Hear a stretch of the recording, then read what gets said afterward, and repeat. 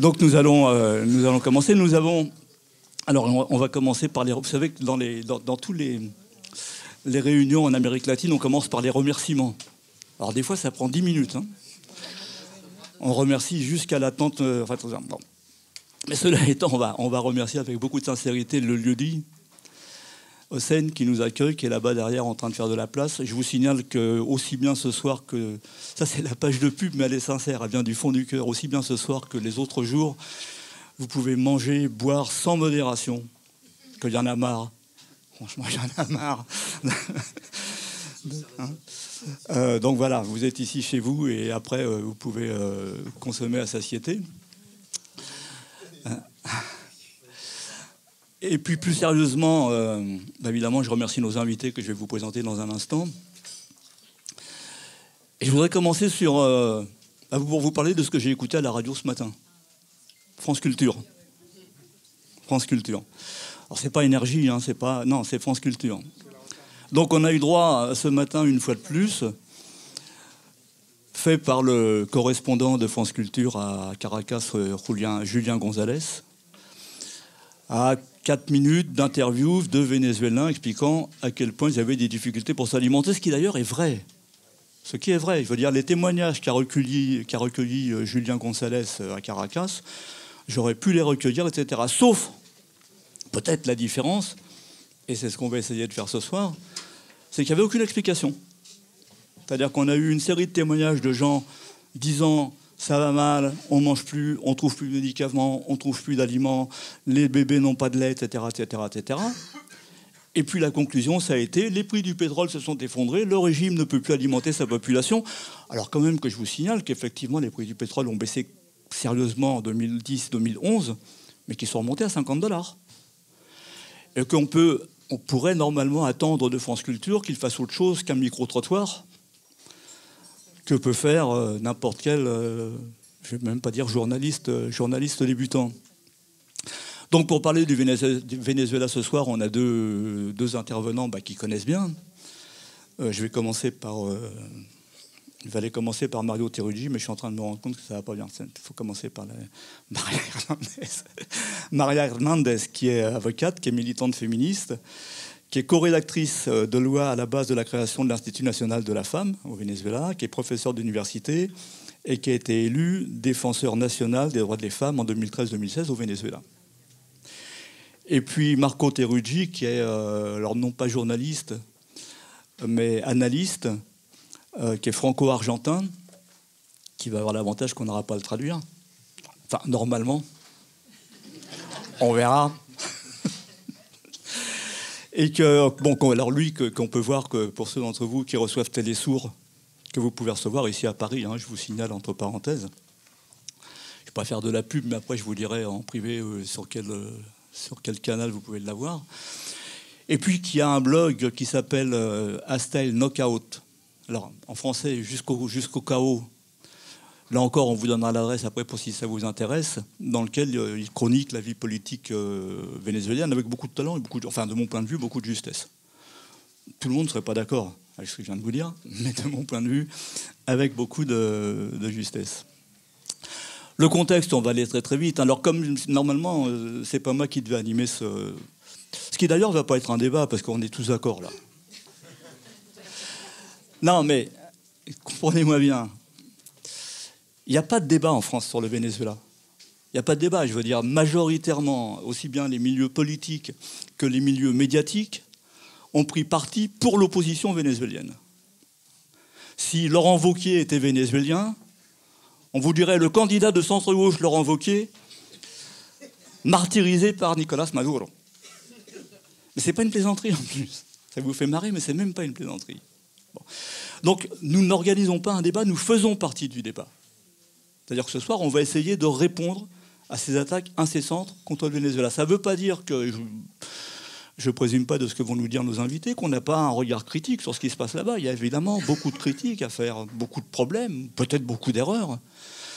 Mais l'offensive médiatique est telle qu'il y a un moment où la responsabilité d'un journaliste qui fait à peu près son boulot, ou d'un analyste, ou d'une femme qui est impliquée dans les luttes sociales, c'est de se battre pour rétablir au moins un semblant de vérité.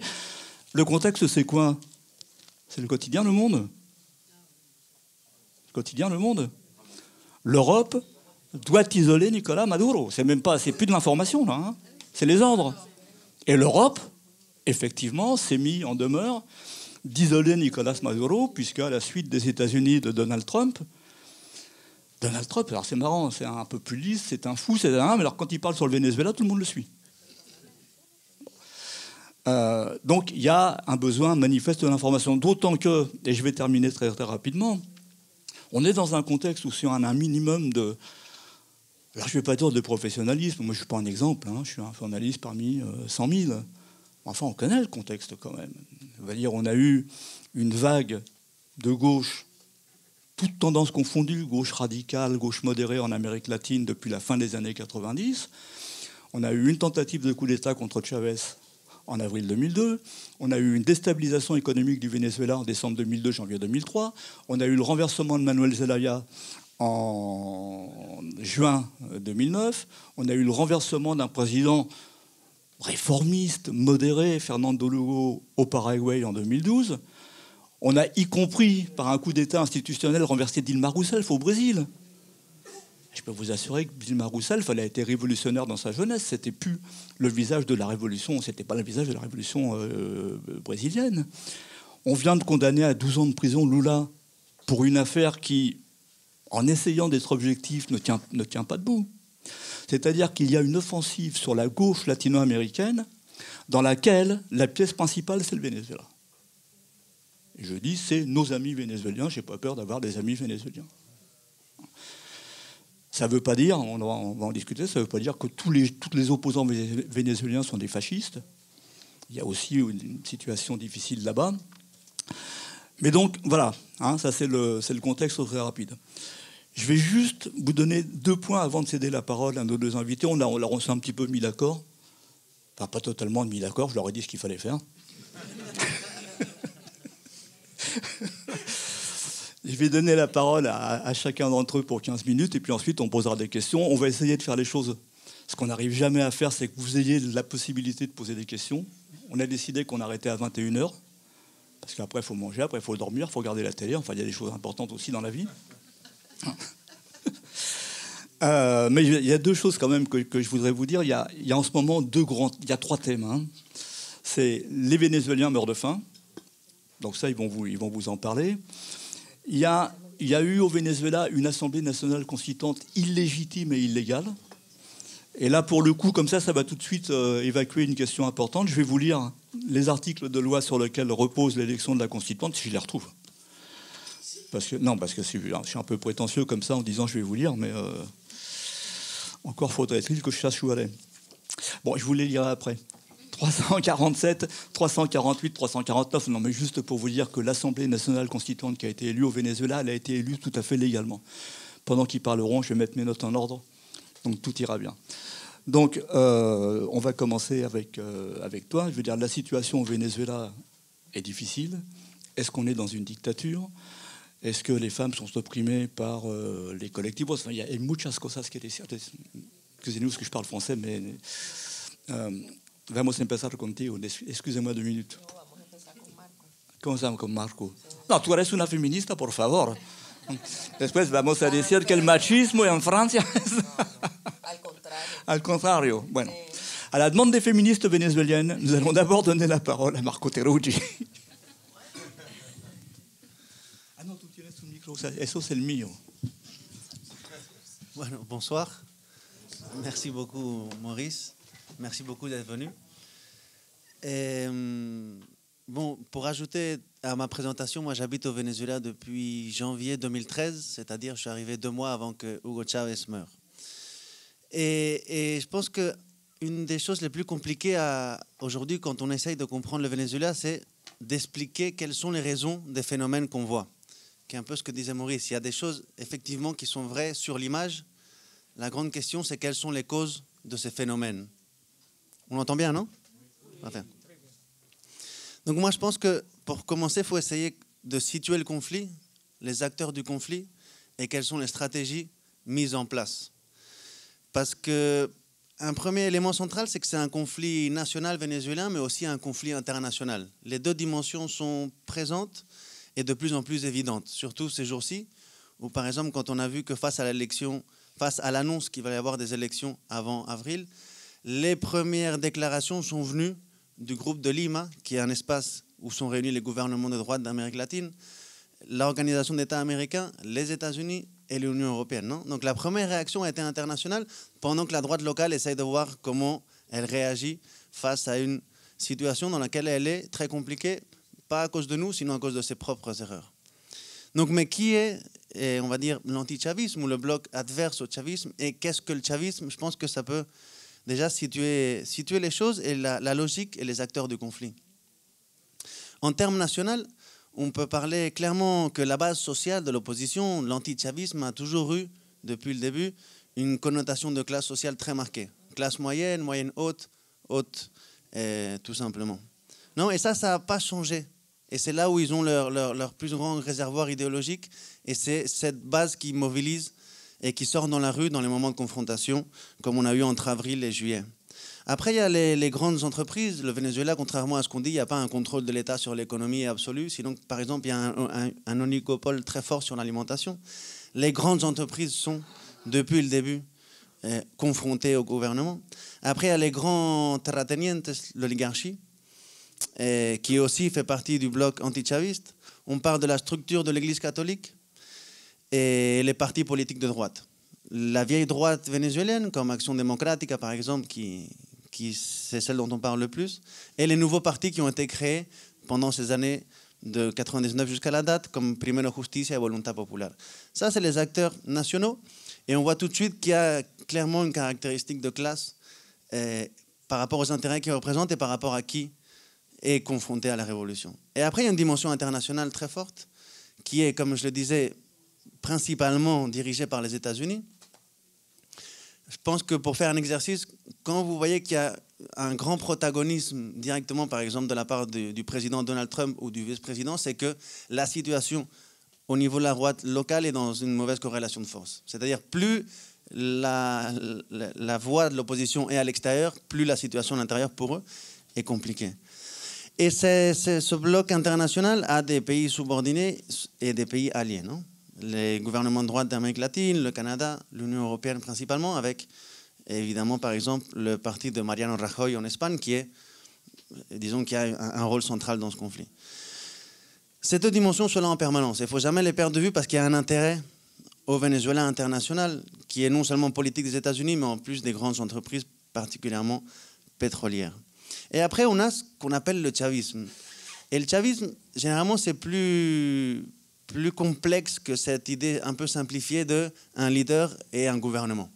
Effectivement, il y a un rôle central de l'idée du leader à l'intérieur de la révolution par rapport à ce qu'a été Chávez et par rapport à une forme de la politique en Amérique latine qui, pour nous, fait partie de nos cultures politiques possibles, mais qui, des fois, en Europe, est assez surprenant, c'est cette image, non? Ce rôle à l'intérieur d'un mouvement politique.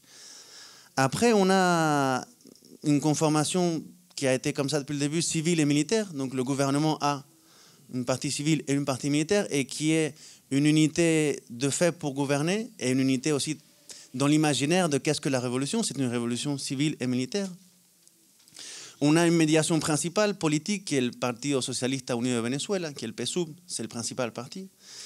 Mais on a aussi une dimension de ce qu'on appelle l'expérience populaire, c'est-à-dire le chavisme, c'est une identité des classes populaires, parce que c'est une expérience politique, une expérience de participation, une expérience de dignité récupérée. Il y a les mouvements sociaux et il y a tout un réseau d'organisations populaires, généralement sous appel même du gouvernement, qui en permanence demande, appelle et convoque la population à s'organiser pour résoudre ces problèmes. Donc contrairement à cette idée que c'est une logique verticale, il y a une logique aussi très forte de conformation d'espace de démocratie participative et protagonique. Et après, évidemment, il y a le projet politique en soi, que Chávez a laissé par écrit dans plusieurs textes, et qui en même temps, le projet à l'intérieur du chavisme a plusieurs interprétations et plusieurs orientations. Ce n'est pas un mouvement homogène, c'est un mouvement polyclassiste. Et ce mouvement polyclassiste a un changement énorme à partir de la mort de Chávez. parce qu'il avait une figure centrale à l'intérieur du gouvernement, dans sa relation avec l'expérience du chavisme comme un grand pédagogue de masse. Et face à cette perte, il y a non seulement une reconfiguration nécessaire à l'intérieur du chavisme, mais il y a aussi une caractérisation de la part du bloc anti-chaviste de que l'heure est venue de faire tomber le chavisme du gouvernement. Et donc, ils attaquent d'une façon différente, et ça c'est mon impression, que si Chavez avait été là.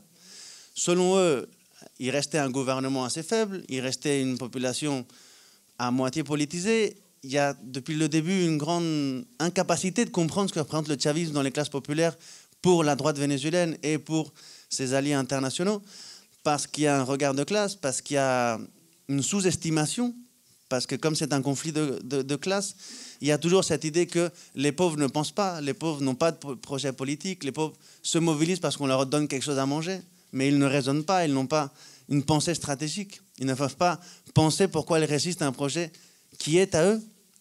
C'est-à-dire, le chavisme est beaucoup plus qu'un gouvernement. Et donc, à partir de 2013, on a clairement une offensive.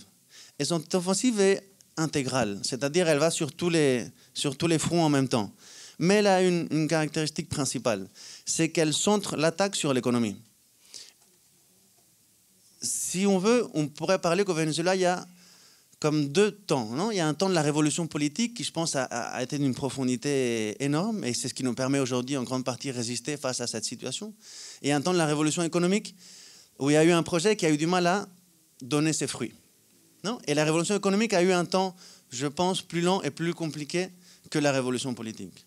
Donc ils attaquent sur l'économie, où il y a des contradictions du chavisme, où il y a des difficultés, et où il y a en effet un grand facteur qui est la chute des prix du pétrole, qui, dans une économie qui dépend en 95% de ses entrées en dollars du pétrole, ça change la situation. Donc cette attaque sur l'économique est en permanence. Quel est l'objectif?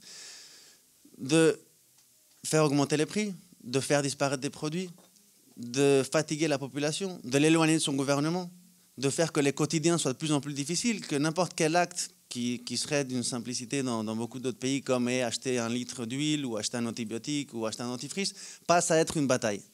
Donc tous les gestes du quotidien passent à être une grande bataille. Et ça a été en permanence depuis le 2013 et de plus en plus fort. Maintenant, on va expliquer un peu comment fonctionne cette logique. Sur cette stratégie, toute l'opposition est d'accord. C'est-à-dire qu'il faut attaquer sur l'économie. Il faut conditionner le vote. Il faut faire que la population n'en puisse plus et que l'expérience du chavisme finisse par tomber, en grande partie par ça. Mais là, il y a une différence entre l'opposition. Il y a une partie qui a une vision, on pourrait dire, plus démocratique, même si la question de la démocratie est assez relative à partir du moment où on met en place une stratégie pour enlever la nourriture aux grandes partie de la population, où est, disons, la démocratie, mais qui pense que le conflit va se résoudre à travers une dispute électorale. Et ça, c'est surtout la vieille droite, Action démocratique, qui a cette pensée, et qui est une pensée qui a une certaine logique, qui est, je travaille sur l'économie, plus les gens ont des difficultés, plus ils sont mécontents avec le gouvernement, plus ils voient que le gouvernement n'a pas de réponse, je peux traduire ça en une quantité de votes, qui est une stratégie qui a marché en 2015, par exemple, pour l'Assemblée nationale, qui a été gagnée par la droite. Mais il y a une autre partie de l'opposition, principalement les nouveaux partis comme sont Primero Justicia et Voluntad Popular, qui sont des partis qui sont très dépendants des États-Unis. C'est-à-dire la stratégie, le financement et comment ils pensent l'attaque sur le chavisme vient généralement de l'extérieur. Il y a des personnages très importants comme par exemple Marco Rubio, qui est un des assesseurs sur l'Amérique latine de Trump, qui a, disons, une vision très violente de comment résoudre le conflit. Non, il y a toute une partie qui argumente, par exemple, que voter, c'est un outil de la dictature. Donc voter, tout ça, c'est pas possible pour en finir avec les rouges, ils appellent ça comme ça. Donc il faut une autre stratégie. Cette autre stratégie, c'est une idée insurrectionnelle avec des secteurs armés, paramilitaires, qui puissent l'accompagner. Ce qui s'est passé en 2017, c'est qu'on a eu tous les essais concentrés en une seule année. C'est pour ça que l'année dernière est une année très, très importante où on a réussi à tenir, à maintenir le pouvoir politique et à gagner des élections face à tout ce qu'on a eu en face. Qu'est-ce qu'on a eu en face? Bueno, d'abord, il y a eu cette lecture de l'opposition nationale et internationale que les conditions étaient données pour essayer de prendre le pouvoir à travers la force. Pourquoi les conditions étaient données? parce que la situation économique était dans une mauvaise situation, parce que la base sociale de l'opposition était forte, avait une capacité de mobilisation, parce que le chavisme était faible en tant que gouvernement et en tant qu'expérience populaire, et que donc, s'il lançait un appel à en finir avec le gouvernement dans la rue, nous n'aurions pas la possibilité de résister et les gens qui sont dans cette situation de difficulté économique allaient se plier à leur appel. Pour ça, ils ont commencé à créer une stratégie qu'on a tous vue dans les journaux, non, qui a été une stratégie de violence, de confrontation de rue, avec un très fort travail médiatique, esthétique, les deux choses en même temps. Il y avait les meilleurs photographes des grandes agences de presse, il y avait toute une production de rue, enfin, c'était un truc qui était vraiment très bien préparé. Et en même temps, un développement de forces paramilitaires sur les territoires qui avaient des actions comme attaquer des commissariats, attaquer des casernes militaires, tuer des membres des forces de l'ordre ou attaquer des chavistes dans leur territoire. Non, et d'essayer de faire une politique d'attaque sur les populations et sur les villes pendant 2-3 jours et de les contrôler en interdisant le transport public, en interdisant que les magasins ouvrent, en interdisant que les gens circulent dans la rue. Non, un déplacement de la logique paramilitaire de la Colombie en territoire vénézuélien. Le problème qu'ils avaient, c'est que pour pouvoir en finir avec le gouvernement, comme on dit au Venezuela, une classe moyenne, ça ne peut pas faire une insurrection populaire. Il faut que les quartiers participent. Le problème, c'est que l'expérience populaire du chavisme et toutes ces années accumulées de participation, de politisation, de mobilisation, sont un espace très fort pour pouvoir comprendre pourquoi ne pas aller à cet appel de l'opposition. Et effectivement, les quartiers populaires ne se sont pas mobilisés avec la droite. Donc la droite a eu un premier problème, c'est qu'elle a commencé à chauffer la rue, elle a commencé à avoir un certain impact, mais elle n'a pas réussi à convoquer les quartiers populaires. Comme on dit au Venezuela, les quartiers qui sont généralement en los cerros, les collines, ne sont pas descendus, non, qui est une image très classique. Après, ils avaient besoin, pour faire un coup d'État dans leur imaginaire, que les forces armées aient une fracture à l'intérieur et accompagnent l'appel de la droite, qui faisait des appels en permanence à ne pas répondre au président, à ne pas à briser l'ordre démocratique. Et la troisième option qui était là, mais qui n'a pas non plus eu lieu, était une hypothétique intervention des États-Unis. Ces trois facteurs qui étaient les trois facteurs qui pouvaient briser la corrélation de force et faire que l'attaque finisse par pouvoir leur donner l'accès au pouvoir politique n'ont pas eu lieu. Et ils en sont arrivés au point de créer un gouvernement parallèle, en tout cas de l'annoncer et de faire quelques essais, de ne pas reconnaître le président, de ne pas reconnaître les pouvoirs publics, et d'annoncer une heure zéro et un point de non-retour. Non, c'était ça le conflit face auquel on était confrontés, avec une augmentation des morts qui faisait partie de leur stratégie. C'est-à-dire, plus il y a de morts, plus on peut augmenter l'indignation internationale, plus on peut faire appel à une possible intervention. Et le chavisme était face à un grand défi de comment répondre à une stratégie de cette nature en étant un projet de transformation. Non, comment on répond à ça? Comment on répond quand il y a des forces paramilitaires qui sont sur les terrains et qui, par exemple, isolent un territoire pendant 2-3 jours.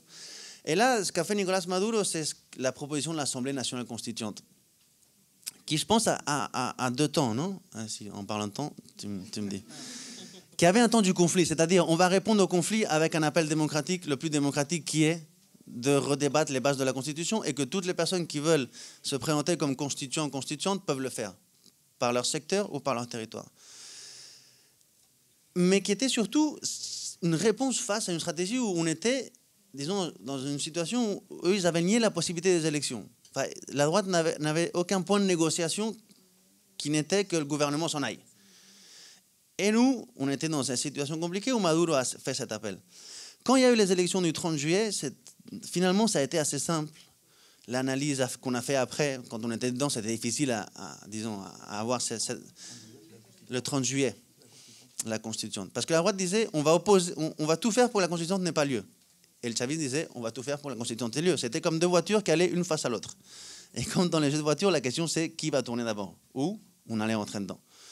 En plus, la droite avait fait un plébiscite le 16 juillet. Ils avaient inventé une quantité de chiffres électoraux. Ils avaient brûlé les urnes à 6h l'après-midi. Disons, la capacité de contrôler était... Et c'était assez désespérant comme situation. Mais la population, face à cette augmentation de la violence, c'était dans une double décision. C'était soit on va emmener le conflit vers une sortie démocratique, soit on va profondiser la violence. Quand je parle de violence, c'est qu'ils ont brûlé 29 personnes dans la voie publique pendant 3 mois. Et généralement, la majorité de la population vénézuélienne ne voit pas l'issue du conflit politique sous la violence, mais sous la démocratie, parce que l'exercice du vote est une expérience populaire acquise en temps du chavisme.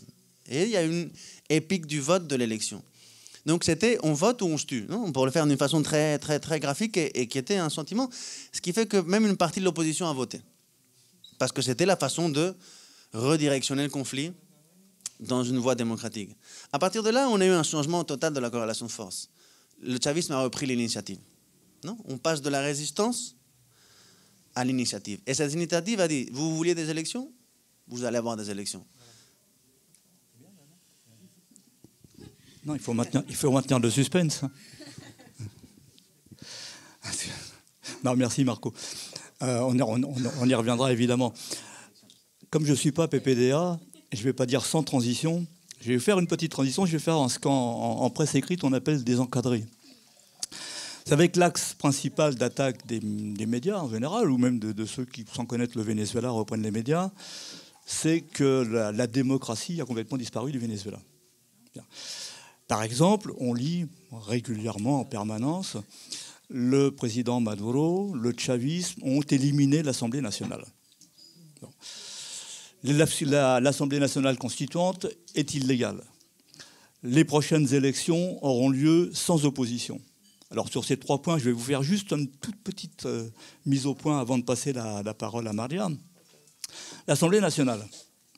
Effectivement, en décembre 2015, pour des raisons d'ailleurs qu'on peut éventuellement développer, et dont le sabotage économique n'est pas la moindre élément, mais en tout cas, en décembre 2015, l'opposition de droite vénézuélienne gagne les législatives. La victoire est immédiatement reconnue par le gouvernement bolivarien.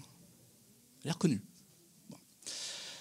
Il se trouve que dans les députés élus, il y en a 3 sur lesquels il y a une suspicion de fraude. Ça peut arriver chez nous, ça peut arriver en Suisse, ça peut arriver n'importe où. Et donc, le tribunal suprême de justice dit que ces 3 députés ne sont pas élus. Et là, on rentre dans un bras de fer. C'est-à-dire que l'heure pour la droite, et surtout les secteurs les plus radicaux de la droite, l'heure de la revanche a sonné. Donc il s'agit de défier le pouvoir, de défier Maduro, parce qu'on est dans un régime présidentiel. Et l'Assemblée nationale fait prêter serment à 3 députés qui ne sont pas élus, sur lesquels il faudrait refaire l'élection. Et à partir de là, on rentre dans un bras de fer, puisque dans n'importe quel état de droit, je dis bien n'importe quel état de droit, à partir du moment où l'Assemblée nationale fait prêter serment à 3 députés qui ne sont pas élus, elle est, alors en espagnol on dit en desacato, en français ça veut dire dans l'illégalité. Et c'est la raison pour laquelle depuis le 16 janvier 2016, toutes les décisions de l'Assemblée nationale sont considérées illégitimes par le pouvoir.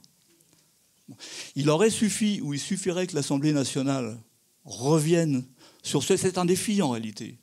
L'opposition s'est dit, maintenant on a gagné, et Maduro c'est fini, d'autant qu'à ce moment-là, le président de l'Assemblée nationale, Henry Ramos Ayub, annonce « Nous nous donnons 6 mois pour renverser Maduro, pour sortir Maduro ». Bon. Donc on est dans une logique. Donc le fait que l'Assemblée nationale ne soit plus en mesure d'exercer ses attributions n'est pas dû à l'autoritarisme du gouvernement, mais au fait qu'elle ne respecte pas les règles d'un état de droit. Ça, c'est un premier point. Ensuite, on va avoir la vague de violence dont a parlé Marco Terrucci. Il va y avoir la mise en place d'un dialogue, une tentative de dialogue. Alors le dialogue, c'est un peu le serpent de mer au Venezuela. L'opposition vient, et puis repart, et puis vient, et puis discute, et puis se fait engueuler par les secteurs les plus radicaux.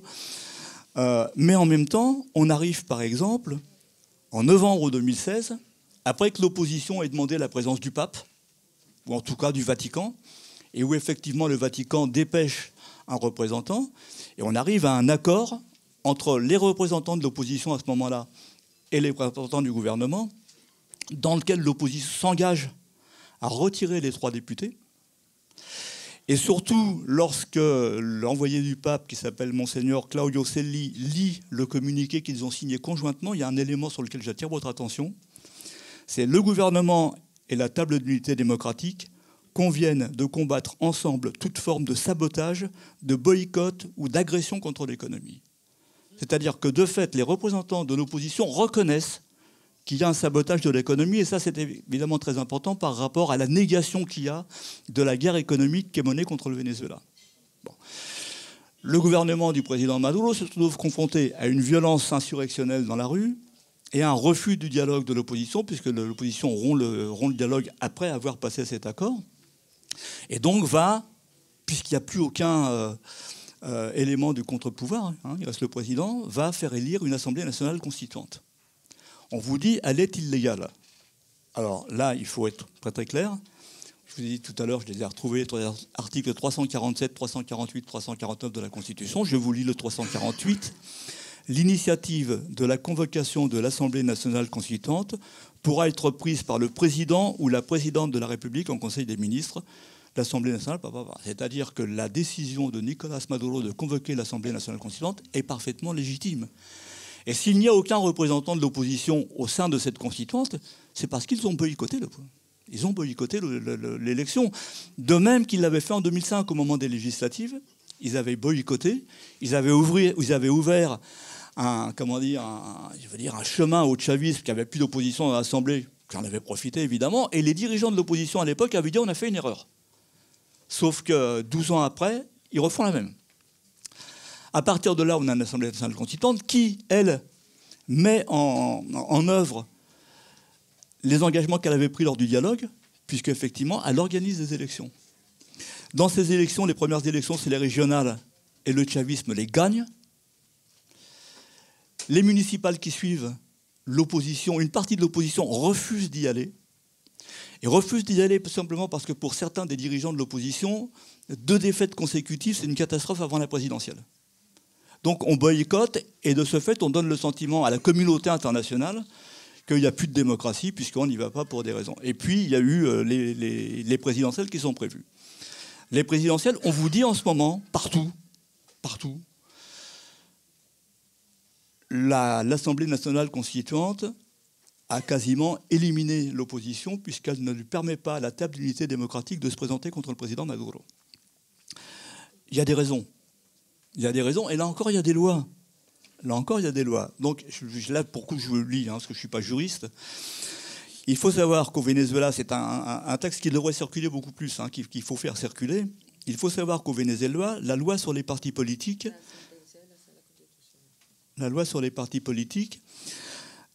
établit que les organisations politiques qui n'ont pas participé au scrutin précédent doivent se réinscrire auprès du Conseil national électoral. Vous avez un certain nombre des partis de la table d'unité démocratique qui ont boycotté le scrutin précédent. Elles doivent donc effectuer une démarche qui est un peu similaire à celle qu'on fait en France quand on est candidat à la présidentielle pour recueillir des signatures. Donc, comme la coalition de la MUD est une coalition de partis, mais que certains de ces partis n'ont pas renouvelé leur inscription auprès du Conseil national électoral, la MUD, de fait, ne peut pas participer à la présidentielle, mais un certain nombre des partis de l'opposition qui ont effectué la démarche peuvent le faire. C'est-à-dire que là encore, les dirigeants de la MUD savent très bien, je veux dire, ils connaissent normalement mieux que moi, les lois vénézuéliennes, le code du travail, non, excusez-moi, ça c'est une vieille... vous savez qu'on a on a eu des mois difficiles. Les lois pénales, les lois vénézuéliennes, et donc en réalité, il s'agit de la part de certains secteurs d'opposition, mais encore d'une stratégie pour disqualifier l'élection présidentielle à venir. À partir de là, je vais passer, alors c'était la fin de l'encadré, je vais passer la parole à Maria Hernández. Maria, de tu punto de vista, excusez-moi. Non, eso es el inicio aussi. Est-ce que tu peux nous dire si au Venezuela, alors de ton point de vue de militante féministe, mais aussi de militante, j'imagine, bolivarienne ou chaviste, si au Venezuela on a une dictature, et peut-être nous parler des conditions de vie de la population, avec en particulier la création qu'il y a eu de ce qu'on appelle les CLAP, comités locaux d'approvisionnement. Tu as carte libre pendant 15 minutes, comme Marco, 16 même. Et ensuite, on passera sur les questions-réponses. Bueno, muy buenas noches a todas y todos. C'est quoi ça? Ah voilà. Tu as même un petit peu plus, parce que ça va prendre du temps pour la traduction. Está bien. Bueno, buenas noches a todas y todos. Muy agradecida por la invitación y el espacio. ¿Cómo vamos a hacer? Como tú quieras. Dale, pues, frases cortas. Bonsoir et merci pour cette invitation. Me gustaría hacer como un ejemplo para que entendieran un poco qué pasa en Venezuela, un país tropical caribeño, que tenemos mucho sentido del humor, la gente muy alegre y prácticamente todo el mundo hace lo que le da la gana. Con un ejemplo. J'aimerais me servir d'un exemple pour vous illustrer en fait notre culture caribéenne tropicale dans laquelle on a un grand sens de l'humour et les gens ils font un peu ce qu'ils veulent. Sí. Es como, por ejemplo, Venezuela, 2 equipos de fútbol van a jugar fútbol. Nicolás Maduro, el capitán de un equipo, y Lamouk, el capitán del otro equipo. Donc un match de foot à Venezuela entre 2 équipes qui s'affrontent. D'une part le président Maduro, le capitaine d'une équipe, et la MUD, donc la table d'unité démocratique, la capitaine de l'autre équipe. Sí. Y nosotras y nosotros como público, algunos seguimos el equipo de Nicolás y algunos seguimos el equipo de Lamouk. Donc ici on est des supporters, certains de la MUD et d'autres du Nicolás Maduro. Y de repente empieza el partido y el equipo de Lamouk empieza a jugar béisbol y el equipo de Nicolás Maduro fútbol. Et donc je pense que tout le monde a compris, mais bon, le match commence et une équipe joue au foot et l'autre au baseball. Bueno, en ese desorden, que no lo entienden ni los jugadores, no lo entienden los técnicos, los referees, no lo entiende el público, más o menos está la situación en Venezuela.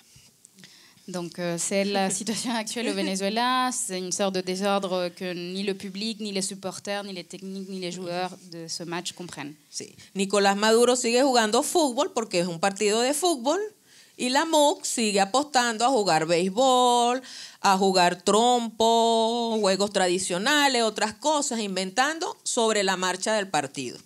Et donc Nicolás Maduro continue à jouer au football, qui est le jeu qui est en jeu, et la MUD continue à jouer du baseball ou alors à la toupie ou d'autres jeux. Cualquier cosa. Nicolás Maduro sigue metiendo gol y la MUD haciendo carreras bajo otras normas, bajo otras leyes que se inventan porque ellos están en su juego, no están en el juego. Et donc Nicolás Maduro marque de buts, mais la MUD fait d'autres choses, court et fait d'autres choses parce qu'ils sont dans leur jeu et pas dans le jeu. Y como la mayoría de los medios son simpatizantes de ese equipo de la MUC, dicen que el juego es de béisbol, que es natación, que es cualquier cosa menos fútbol, y los equivocados son los que están jugando fútbol. Et comme les médias sont plutôt sympathisants de la MUD, ils disent qu'il s'agit du baseball ou alors de la natation, mais surtout pas du football. Entonces, eso es un poco un ejemplo pequeño para que ustedes tengan como alguna noción porque hay varias posiciones diversas, divergentes, antagónicas sobre un mismo país que es la República Bolivariana de Venezuela. Ceci, c'est pour vous donner un exemple, pour que vous compreniez en fait pourquoi il y a autant de visions sur le même pays qui est le Venezuela. Bueno, ¿cómo hacemos como pueblo para poder a través de esa guerra, porque la guerra no es nada más las estrategias para debilitar, desmoralizar al pueblo, no ha sido nada más desde lo económico? Quelles sont nos stratégies à nous, en tant que peuple, pour résister à ces stratégies de violence qui n'ont pas été seulement économiques? Sí, ha sido a través de lo psicológico, el manejo emocional, sobre todo después que muere el comandante Hugo Chávez, empieza un proceso de violencia importante con el triunfo por muy poco margen, pero no reconocido aún por la oposición. Por eso llamaban a Nicolás Maduro el ilegítimo. Juste après la mort du président Chavez, il y a eu donc une escalade de violence, donc aussi bien, donc, comme elle avait dit, sur le plan économique, mais aussi émotionnel et psychologique. Juste après la mort du président Chavez et avec la victoire, avec une marge très courte du président Maduro, auquel on appelait l'illégitime. Okay. Porque dentro de la Mesa de la Unidad Democrática, como muy bien lo señaló Marco, hay dos bandos. Au sein parce qu'au sein de la MOUD, il y a deux bandes, enfin deux secteurs, merci. Sí. Deux secteurs. Uno que cree en el diálogo, en las elecciones y que es capaz de esperar los tiempos, hacer una oposición política y esperar los tiempos, y otro que es un sector radical que apela a llegar al poder, sea por golpe de Estado, intervención humanitaria o desgaste de la gente. Donc ces deux secteurs, il y en a un qui joue le jeu démocratique, qui veut bien attendre les élections, et un autre secteur qui est un peu plus radical et qui préfère miser sur l'arrivée au pouvoir par un coup d'État ou alors par l'aide humanitaire ou par la fatigue du peuple. Por eso no nos extraña a las venezolanas y los venezolanos que ese sector radical de la oposición que propicia la violencia esté haciendo lobby en países europeos, en gobiernos de derecha, y que se utilicen los medios de derecha para atacar nuestro país, colocándonos como el mal ejemplo, la oveja negra de la familia, el país forajido, etcétera, etcétera. C'est pour ça qu'il n'est pas étonnant pour nous de voir comment ce secteur radical fait du lobby à l'étranger pour utiliser les médias de droite pour décrédibiliser le gouvernement. Por eso en uno de los momentos más difíciles del año 2017, que tuvimos meses bajo niveles de violencia altos, y un poco para que entienda, no era en todo el país. Era en 4 municipios que siempre han sido de clase media, media alta, del área metropolitana de Caracas. Et donc il faut comprendre aussi que donc, les moments difficiles qu'on a vécus en 2017 étaient focalisés non pas sur tout le territoire vénézuélien, mais sur 4 municipes qui historiquement sont composés par la classe moyenne haute. Municipio Chacao, municipio Atillo, municipio Baruta y municipio Sucre. 3 de los cuales, Chacao, Atillo y Baruta, nunca ha ganado el chavismo, políticamente hablando, en las alcaldías. Donc, de ces 4 municipes, il y en a eu 3 dont le chavisme n'a jamais gagné. De esos 4 municipios, rescatamos uno en las últimas elecciones de diciembre, que fue el municipio Sucre. L'un des municipes a été acquis aux dernières élections du mois de décembre.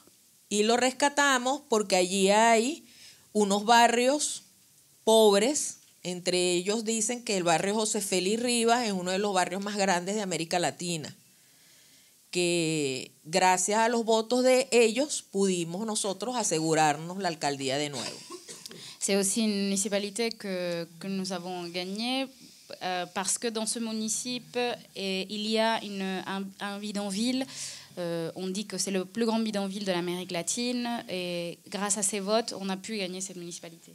Entonces, las imágenes que salían fuera del país en los momentos de violencia, muy bien tomada, con equipos modernos, con gente preparada, o sea, como tipo Hollywood, eran de situaciones de violencia provocadas en esos 3 municipios donde las policías no hacían nada, las policías municipales no hacían nada. Et donc les images que nous avons vues à l'étranger de ces violences étaient donc focalisées dans ces 4 municipes où la police municipale ne faisait rien et où il y avait des montages avec des équipes pour des photos. Voilà. Tenía que salir la Guardia Nacional, la Policía Nacional Bolivariana a contener los actos de violencia, como en cualquier país del mundo pasa. Et comme dans n'importe quel pays du monde, les forces armées ont dû aller... pardon. La garde nationale a dû rétablir l'ordre. Sí. y al mismo tiempo el municipio Libertador, la vida normal, todo el mundo yendo a su trabajo, todo el mundo estudiando, todo el mundo feliz. Mientras tanto, ellos en sus municipios, violencia. Y trancando calles y secuestrando a los ciudadanos y ciudadanas de esos municipios. Et alors que pendant ce temps-là, à d'autres endroits de Caracas, dans d'autres municipes, la vie continuait de façon normale. Les personnes allaient au travail, circulaient sans problème. Et dans les autres municipes, on bloquait des rues et on kidnappait, on prenait en otage. Merci Maurice. La populación. Sí. Por lo tanto, la mayoría de la población, sobre todo la base social chavista, que es una base popular, que es un pueblo con mucha conciencia política, veía el contraste entre el proyecto de violencia auspiciado por los factores extremos de la oposición y el control que tenía el gobierno sobre todo el territorio nacional. Et donc les bases populaires chavistes, conscientes, politisées, se rendaient bien compte donc, de ce contraste entre l'offre violente de l'opposition et qui voyaient dans la rue et ce qui s'est passé chez eux de l'autre côté. Cuando la oposición hace la convocatoria para el 15 de julio, hacer un plebiscito, muy entre comillas, para saber si la población quiere o no una Asamblea Nacional Constituyente, un poco para deslegitimar la convocatoria que hizo Nicolás Maduro. Donc c'est pour ça que quand l'opposition fait appel le 16 juillet à voter donc, dans ce plébiscite pour dire si oui ou non il voulait qu'il y ait une Assemblée nationale constituante, qui a été l'appel du président Nicolás Maduro. La Constitución de la República Bolivariana de Venezuela dice que toda consulta popular debe tener las reglas claras, un Consejo Nacional Electoral, unas convocatorias, una manera de hacer una auditoría del proceso, y eso fue totalmente irregular. Et cet appel a été totalement irrégulier dans la mesure où la constitution vénézuélienne stipule que n'importe quelle consultation électorale doit avoir un certain nombre de règles que l'opposition n'a pas respectées. Por lo tanto, la convocatoria o el resultado que estuvo allí no fue un resultado serio, fiable, que haya una metodología para poder determinar si las personas que supuestamente fueron a votar, que fueron como 7 millones, realmente lo hicieron. Et donc il n'y a aucune traçabilité, il n'y a aucune possibilité de confirmer que les personnes qui disent qui se sont déplacées pour aller voter l'ont fait réellement. Y 15 días después, propio de una novela de García Márquez con todo el realismo mágico, el 30 de julio, 8 millones de personas manifiestan su voluntad de que votaron por una Asamblea Nacional Constituyente. Et 15 jours plus tard, comme dans une nouvelle, un roman de García Márquez, 8 millions de personnes ont voté oui à la création de l'Assemblée nationale constituante. Sí. Cuya primera decisión fue convocar de inmediato a unas elecciones de gobernadores y gobernadoras. Dont la première décision a été d'appeler à une élection de gouverneurs. A lo cual la MU fue dividida. No se pusieron de acuerdo con sus candidatos, salvo uno que otro sitio, pero fue muy dividida. Pero sí acudieron con sus candidatos a esa contienda electoral. Et la MOUD, du coup, très divisée, a quand même participé avec certains candidats à cet appel électoral. Sí. Días después se convoca a una elección de alcaldes y alcaldesas. Se le hace otra vez la invitación. Y los factores que creen en las elecciones de la MU van a las elecciones de alcalde y alcaldesa, pero también van divididos y divididas. Plus tard, il y a une deuxième division lors des élections municipales où l'opposition envoie quelques candidats également, mais très divisés. Sí. El resultado en ambas arrasó el chavismo. Dans les deux cas, le chavisme a été victorieux. ¿Qué alega la oposición? Que se hizo trampa, que eso no es legal, muy propio de un mal perdedor o una mal perdedora. Et l'opposition dit qu'il y a eu fraude, ce qui est... Oui, voilà, mauvais joueur. Merci.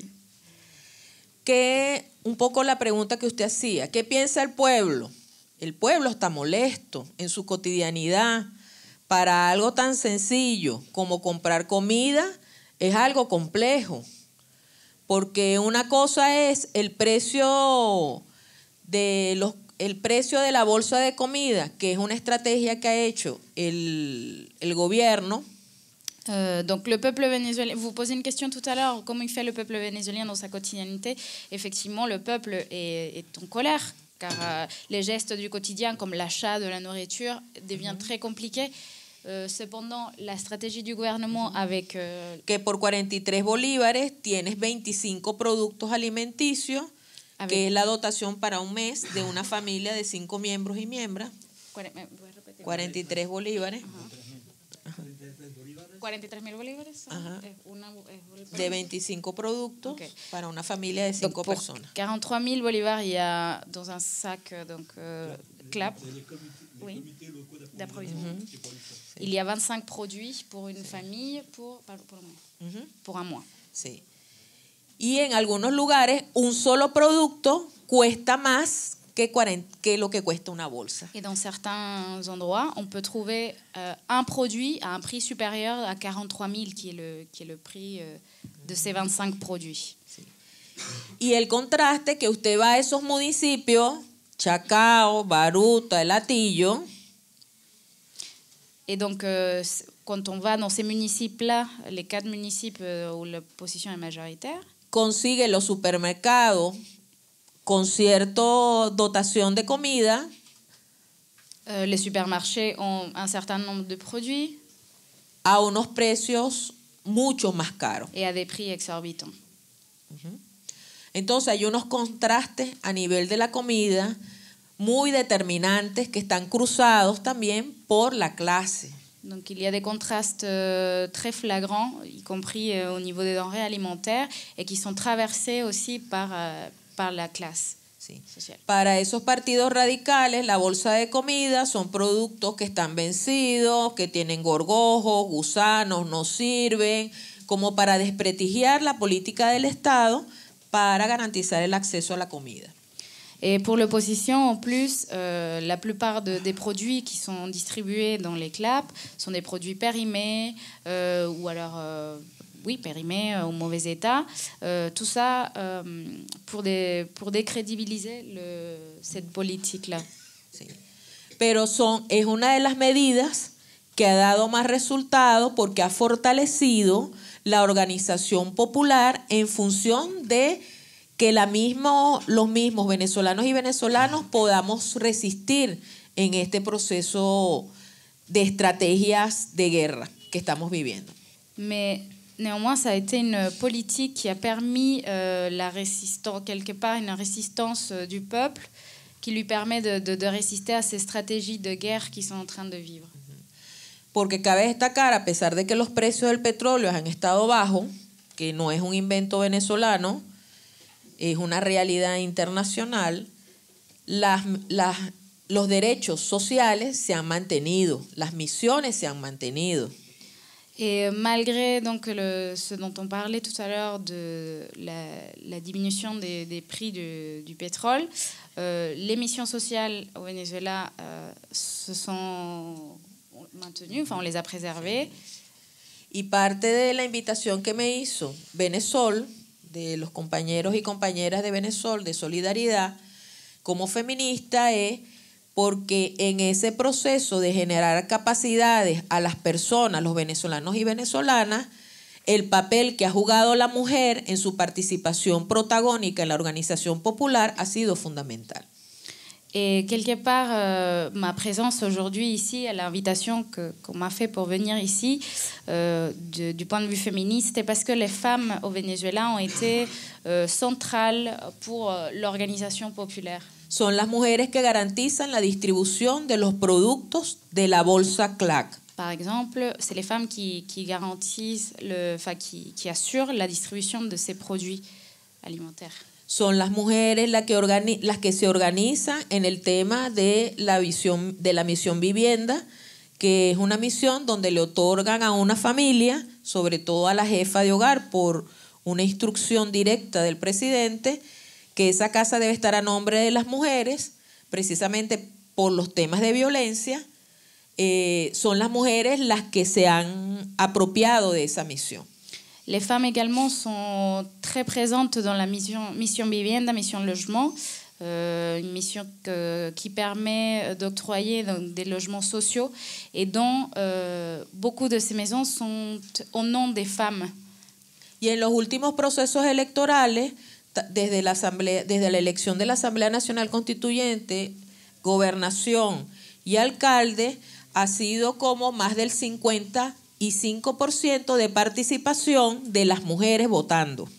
Et du point de vue électoral, pour les 3 dernières élections, il y a eu 55% de participation des femmes. Por eso es que una de las promesas del presidente Maduro es lograr la paridad con alternabilidad en la nueva constitución que debe salir de la Asamblea Nacional Constituyente como un derecho político para las mujeres. Et donc, c'est pour ça que le président Maduro propose donc l'idée de la parité. Et, alors, je ne sais pas si ce mot existe, alternabilité, non, peut-être pas. Alternance, merci. Pardon. Donc, la parité et l'alternance dans le projet de la nouvelle constitution qui sortira donc de l'Assemblée nationale constituante. Somos un pueblo que no se deja vencer, por eso el sentido del humor cobra mucha fuerza para nosotras y nosotros. On est un peuple qui ne se laisse pas facilement abattre, donc c'est pour ça que le sens de l'humour a beaucoup d'importance pour nous. Sabemos que por esa conciencia del proceso que hemos vivido con el comandante Chávez y con el presidente Nicolás Maduro, que son distintos, y sabemos que Nicolás no es Chávez, eso lo sabemos. Sabemos que tenemos contradicciones dentro del mismo chavismo. Sabemos que hay disparidad de criterio, pero sabemos que tenemos un proyecto político por el que luchar, por el que resistir. En eso tenemos claridad. On est c'est difficile à traduire, de toute l'organisation politique et toute la conscience politique qu'on a acquis avec le président Chavez, mais aussi avec le président Maduro, qui sont bien sûr différents, on est conscient de ces différences. Il existe des différences au sein du chavisme, des confrontations au sein du chavisme, mais nous avons un même projet politique pour lequel on se bat et pour lequel on va résister.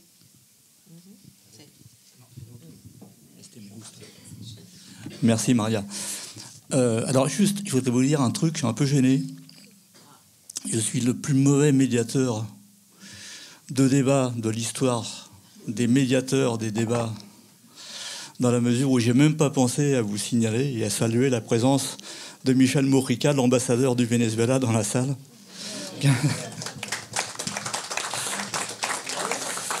Qui est ici avec sa garde rapprochée, je vous dis pas qui c'est. Bon, mais ça, moi je suis un amateur, hein, je suis désolé.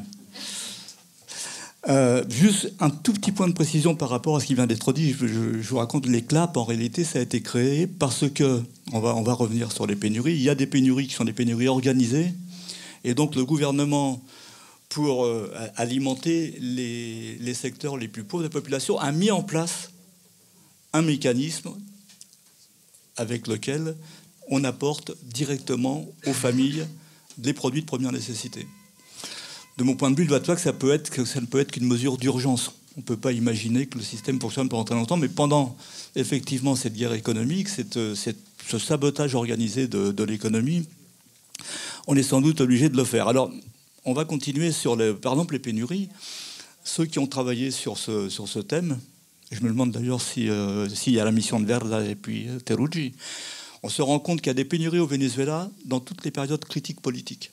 Et qu'en particulier, il y a eu des pénuries organisées avant toutes les élections. Toutes les élections. Elles se sont évidemment multipliées depuis l'arrivée au pouvoir de Nicolás Maduro et la dernière période, les 3 dernières années. Lorsqu'on a connu la révolution bolivarienne, les années de Chavez, le grand projet, c'était la démocratie participative et protagonique. Alors pour nous, Français, protagonique, pas terrible, c'est pas très joli. Je ne sais pas si au Venezuela, c'est un mot couramment utilisé. Mais en tout cas, du coup, compte tenu de ce qui fait, de ce qui alimente l'appareil médiatique, on ne sait pas trop ce qu'est devenu ou ce que devient ou quelle est la part de cette démocratie participative au Venezuela. Donc la question que je vais poser à nos deux invités, qui vont pouvoir répondre comme bon leur semble, les premiers, le deuxième, etc., c'est qu'en est-il des conseils communaux? Que sont d'abord les conseils communaux? Que sont les communes? Que sont-ils devenus? Quelle est leur action actuellement dans la crise? Et quelle est l'intensité du développement de cette démocratie participative? Et quel est son poids dans la crise actuelle?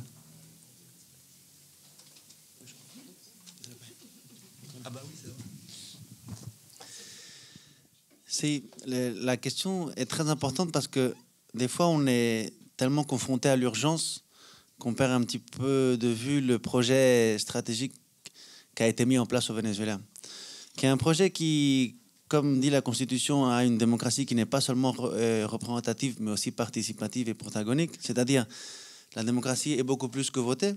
La démocratie, c'est aussi un exercice de participation quotidien. Et cet exercice de participation ne se fait pas dans le vide, sinon sur des formes d'organisation, principalement territoriales, et qui, dans l'histoire de la Révolution, ont eu, je pense, un processus d'évolution par rapport aux objectifs politiques stratégiques.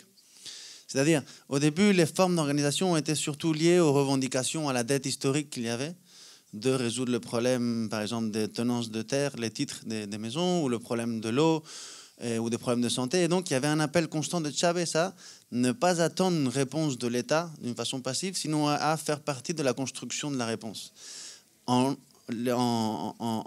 alliance avec l'institution. Non, mais n'attendez pas, prenez le protagonisme pour construire vos réponses. Non, je pense là, déjà, il y a quelque chose qui s'est mis en place de très profond. Donc, la dette historique qui a été, en grande partie, qui n'est plus là maintenant, a fait partie d'un processus d'organisation. C'est pour ça que la révolution, en grande partie, est aussi sentie par les gens.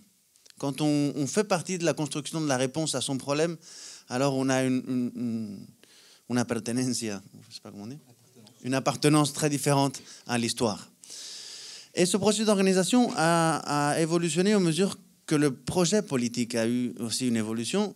Moi, je pense que Chavez a, comme un grand pédagogue, a conduit cette évolution du processus jusqu'à arriver à l'idée du socialisme du XXIe siècle qui arrive à peu près en 2005. Donc, quelle idée de construire un modèle non capitaliste, quelle idée d'avancer dans un socialisme de nouveau type dont personne ne sait exactement comment ça se construit, non, disons. Je pense que Fidel l'a dit d'une façon très claire, notre principale erreur a été de penser qu'on savait comment on construit le socialisme. Personne ne sait comment on sort du capitalisme en pensant que ce n'est pas seulement une relation économique, mais c'est aussi une relation sociale, une question de désir, de culture, etc. Donc c'est un mouvement beaucoup plus complexe qui ne va pas se faire depuis l'État, parce que le socialisme ne se construit pas avec un décret, mais avec une expérience populaire de participation, d'organisation. Et c'est là où apparaît la figure del consejo comunal, le conseil de la communauté, et la commune comme un pas supérieur, qui est la façon de commencer à construire une idée de socialisme à partir du territoire. En pensant à la conformation de la société vénézuélienne, en pensant son expérience politique, il y a cette idée de territorialiser le socialisme. Et donc de donner à cette démocratie participative une forme dans le territoire qui a pour objectif de donner des pas en direction d'une sortie du socialisme. Ça, c'est un peu disons, pour commencer avec la partie plus théorique de qu'est-ce qu'est la commune, et après on va aller à la partie plus pratique avec Maria aussi. La commune et le conseil communal, qui est le premier embryon de la commune, est l'espace dans lequel on peut commencer à exercer les premiers niveaux de l'autogouvernement, c'est-à-dire le gouvernement du peuple dans son territoire, avec une structure de gouvernement populaire dans son territoire, qui a par exemple un parlement de la commune, et qui s'occupe de toutes les parties de la vie de sa communauté, la santé, l'éducation, la communication, la sécurité, c'est-à-dire le peuple conforme son propre gouvernement dans son territoire qu'il a lui-même défini, et en même temps il met en place un appareil économique qui, dans les régions rurales, et c'est très évident que c'est par rapport à la production, distribution et vente, et dans la question urbaine, c'est toujours plus difficile de voir quel type d'initiative économique on peut mettre en marche. Mais c'est des entreprises de propriété sociale qui font partie d'une commune. C'est-à-dire, c'est la libération économique et la libération politique dans un territoire. Mais pas seulement un territoire. Sinon que le projet, c'est de construire d'ici à 2019 3000 communes, c'est-à-dire plus de 60% de la population qui vit à l'intérieur d'un territoire qui fonctionne sous logique communale. Évidemment, ça se dit facilement, c'est très difficile des deux côtés. D'abord parce que c'est une expérience populaire et personne n'a été formé pour s'autogouverner, sinon on a été formé pour déléguer, pour exiger, pour plein de choses, sauf pour apprendre à construire son propre gouvernement. Et après parce qu'évidemment, Chavez a mis en place un espèce de cercle virtueux qui est plus difficile que ce qu'il disait, qui est l'institution accompagne ce processus de récupération de pouvoir en main du peuple et cède peu à peu du pouvoir. Ce qu'on a très vite compris, c'est que personne ne cède vraiment du pouvoir, en particulier l'État. Parce que les communes sont appelées à construire les nouvelles bases d'un État. C'est-à-dire, si on pense le débat sur l'État de déconstruire l'État comme on le connaît, il faut qu'on construise une nouvelle forme de relation d'État. Et c'est là où la commune est le premier pilier de l'institution. Qu'est-ce qui se passe? Généralement, au niveau des premiers niveaux institutionnels ou de l'État, il y a une certaine résistance. S'il y a une clarté politique, c'est une énorme possibilité. S'il n'y a pas de clarté politique, c'est une menace. Non? Donc, des deux côtés, il y a une difficulté. Et selon comment ça se résout dans chaque territoire, il y a une capacité d'avancer plus ou moins développée. Quand Chavez est parti, il y avait à peu près 90 communes. Actuellement, il y en a presque 2000. Donc, il y a eu une avancée des communes, qui en même temps ont eu la complexité de comment gouverner, comment mettre en place une économie non capitaliste dans une situation de guerre économique. Donc, si déjà c'est compliqué dans une situation à peu près stable, ça l'est encore plus quand il y a une augmentation du dollar parallèle, il y a une disparition des produits, il y a des mécanismes de distribution qui sont absolument en main des intermédiaires des secteurs privés qui les utilisent pour justement créer cette situation et qui en même temps se sont combinés, pour certains sont rentrés en tension, c'est un débat, avec les CLAP. Parce que le CLAP, c'est une façon de construire une réponse collective à un problème individuel. On a tous une situation individuelle de difficulté économique. Au lieu de qu'on se mange tous entre nous, unissons-nous, construisons une forme d'organisation et résolvons un problème de façon collective. Les communes qui sont bien organisées ont pris à leur intérieur de l'organisation les CLAP et les ont incorporés à leur dimension. Et beaucoup de forces populaires, des cadres politiques dans les territoires sont partis dans les CLAP parce qu'il y a un besoin d'alimentation et une réponse pour ça. Et le CLAP est la façon concrète. Ce que je pense qui est intéressant, c'est que justement, dans la tension, et moi je pense que, comme je disais au début, le chavisme, avec Chavez, a mis très fort l'idée du socialisme communal. Il y a des secteurs dans la direction qui voient ça comme pas très intéressant, ou comme une menace, ou comme c'est un projet trop utopique. Il faut plutôt miser pour un projet d'un parti très fort qui a un contrôle de l'État et une organisation populaire réduite. Non? Et donc, ça fait partie du débat qu'on a à l'intérieur du chavisme, mais je pense que c'est bien aussi parce que je pense que ce serait compliqué d'avoir un processus aussi complexe comme le chavisme, qu'il n'y ait pas de contradiction, de débat et de visions différentes sur comment on construit un socialisme du XXIe siècle. Donc là, il y a toujours un endroit où mettre le regard. Si on regarde seulement le gouvernement, si on regarde seulement les dialogues qu'il y a avec l'opposition et on perd de vue cette expérience populaire, on aura du mal à comprendre pourquoi, face à une situation aussi compliquée que celle qu'on est en train de vivre, on gagne des élections. On ne fait pas des énormes pillages comme la droite appelle en permanence à faire des pillages. Et moi, je pense que n'importe quelle société, en tout cas en Amérique latine, face à ces mêmes conditions, aurait éclaté il y a très longtemps. Et je pense que si on met ça en Argentine pendant un seul mois, ça ne tient pas la route. Ici, on gagne des élections. C'est pour ça qu'il faut toujours mettre l'œil sur l'expérience populaire qui a comme façon principale dans le projet bolivarien la commune comme la forme de construire le socialisme.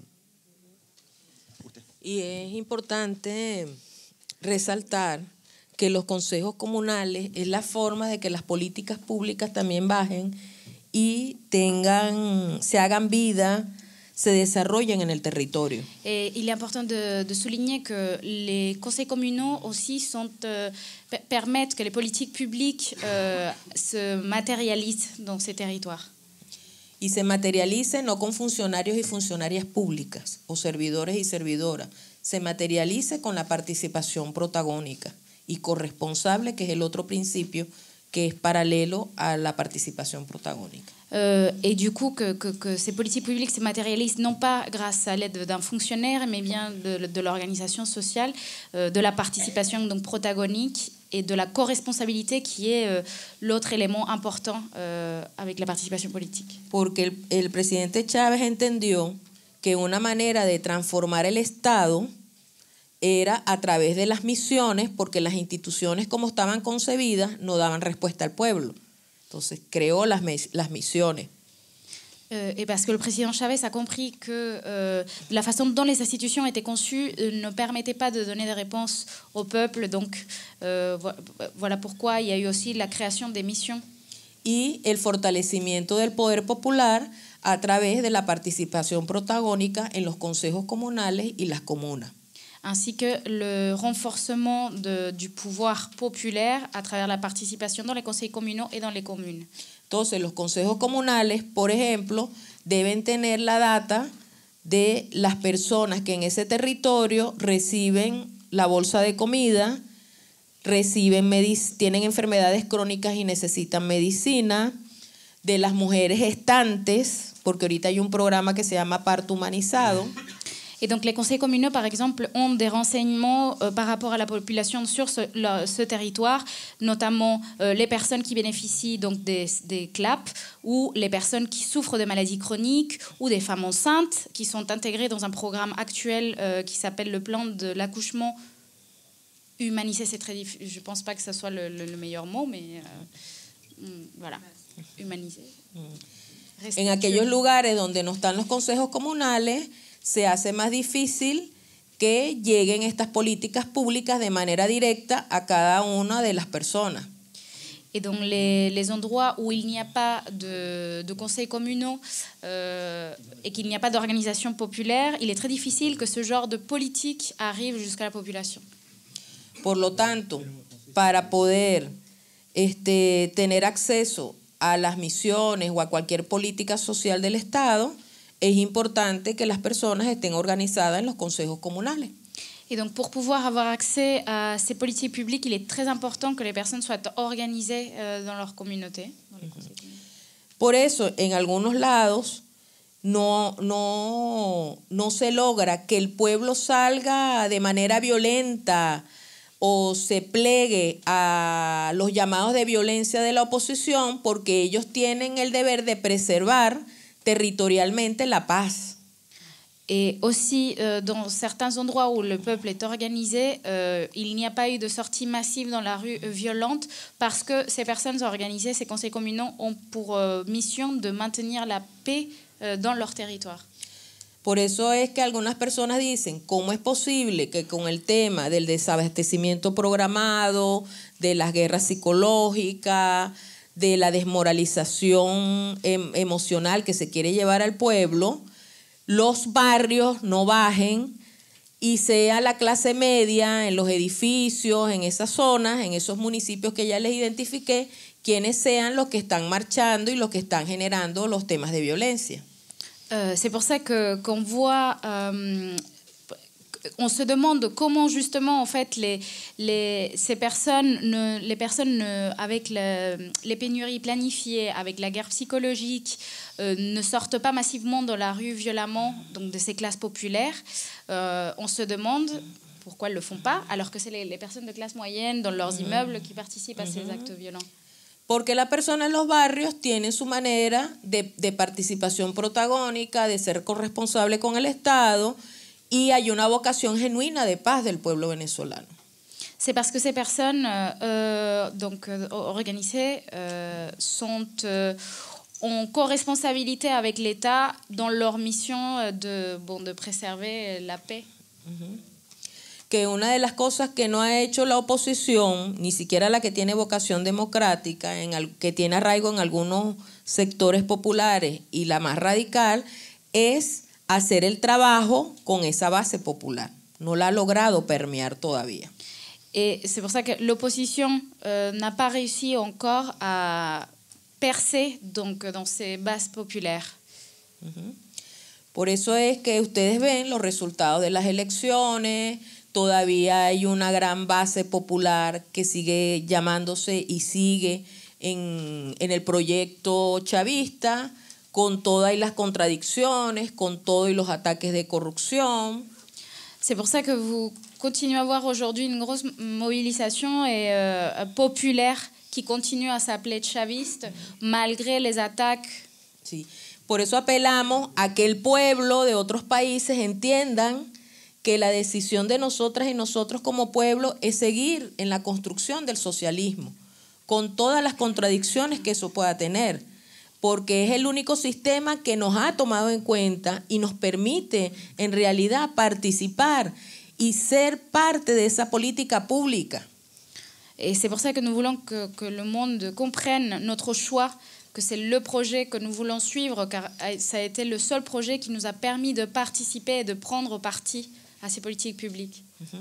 Por ejemplo, hay una misión que se llama Niño Jesús, que la derecha critica mucho. Alors, par exemple, il y a une mission qui s'appelle Le Petit Enfant Jésus. C'est une mission qui est critiquée par l'opposition.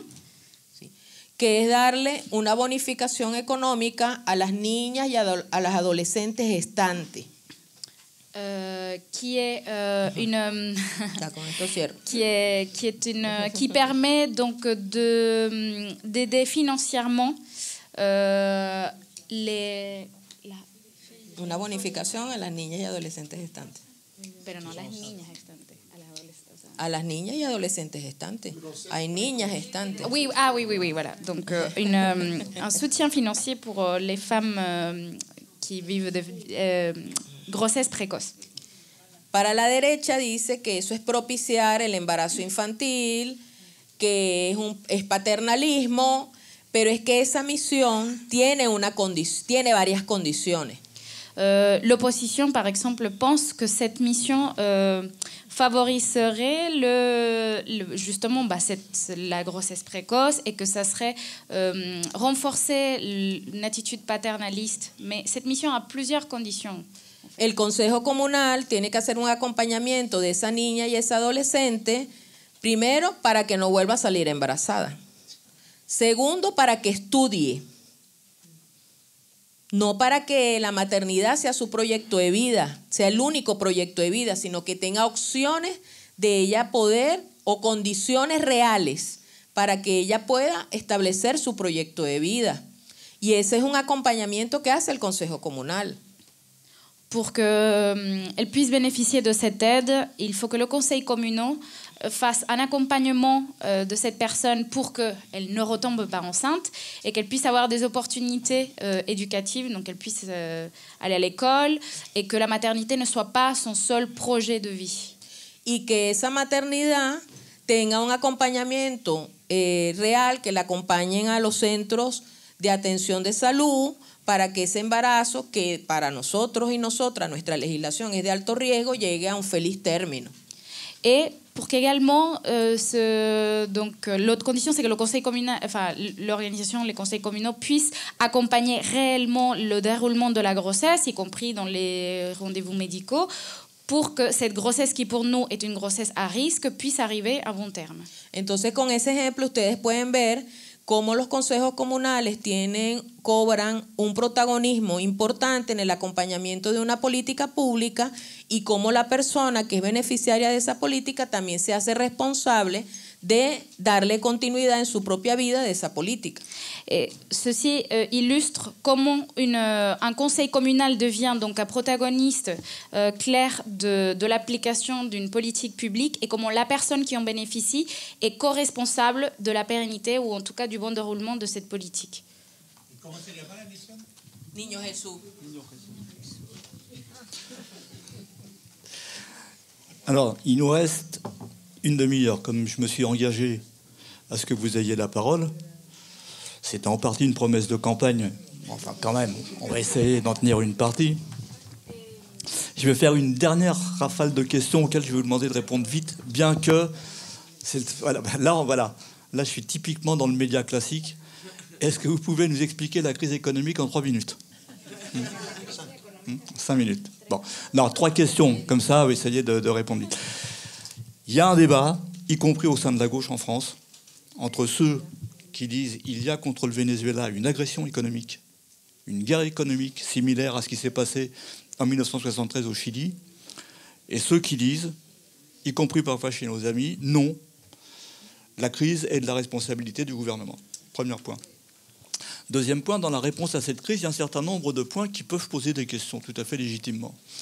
On a parlé des comités locaux d'approvisionnement et de production. La question qu'on se pose, et elle me paraît légitime, c'est oui, d'accord, c'est le pueblo, mais est-ce que par exemple, si j'appartiens à le pueblo, mais que je suis dans l'opposition, est-ce que j'ai accès au CLAP? Comment est-ce qu'est organisée cette distribution des biens de première nécessité? Et la troisième question, parce que c'est un point qu'on retrouve souvent, je connais le sujet, mais je préfère avoir la réponse des Vénézuéliens. On nous présente souvent, on nous dit au Venezuela, Maduro, il a appuyé, il y a des paramilitaires. Dans les paramilitaires, au Venezuela, c'est ce qu'on appelle les collectivos, les collectifs. Quel est le rôle des collectifs, des collectivos, dans les quartiers? Et est-ce que ces collectivos contrôlent les quartiers et sèment la terreur, en particulier chez les gens qui appartiendraient à l'opposition?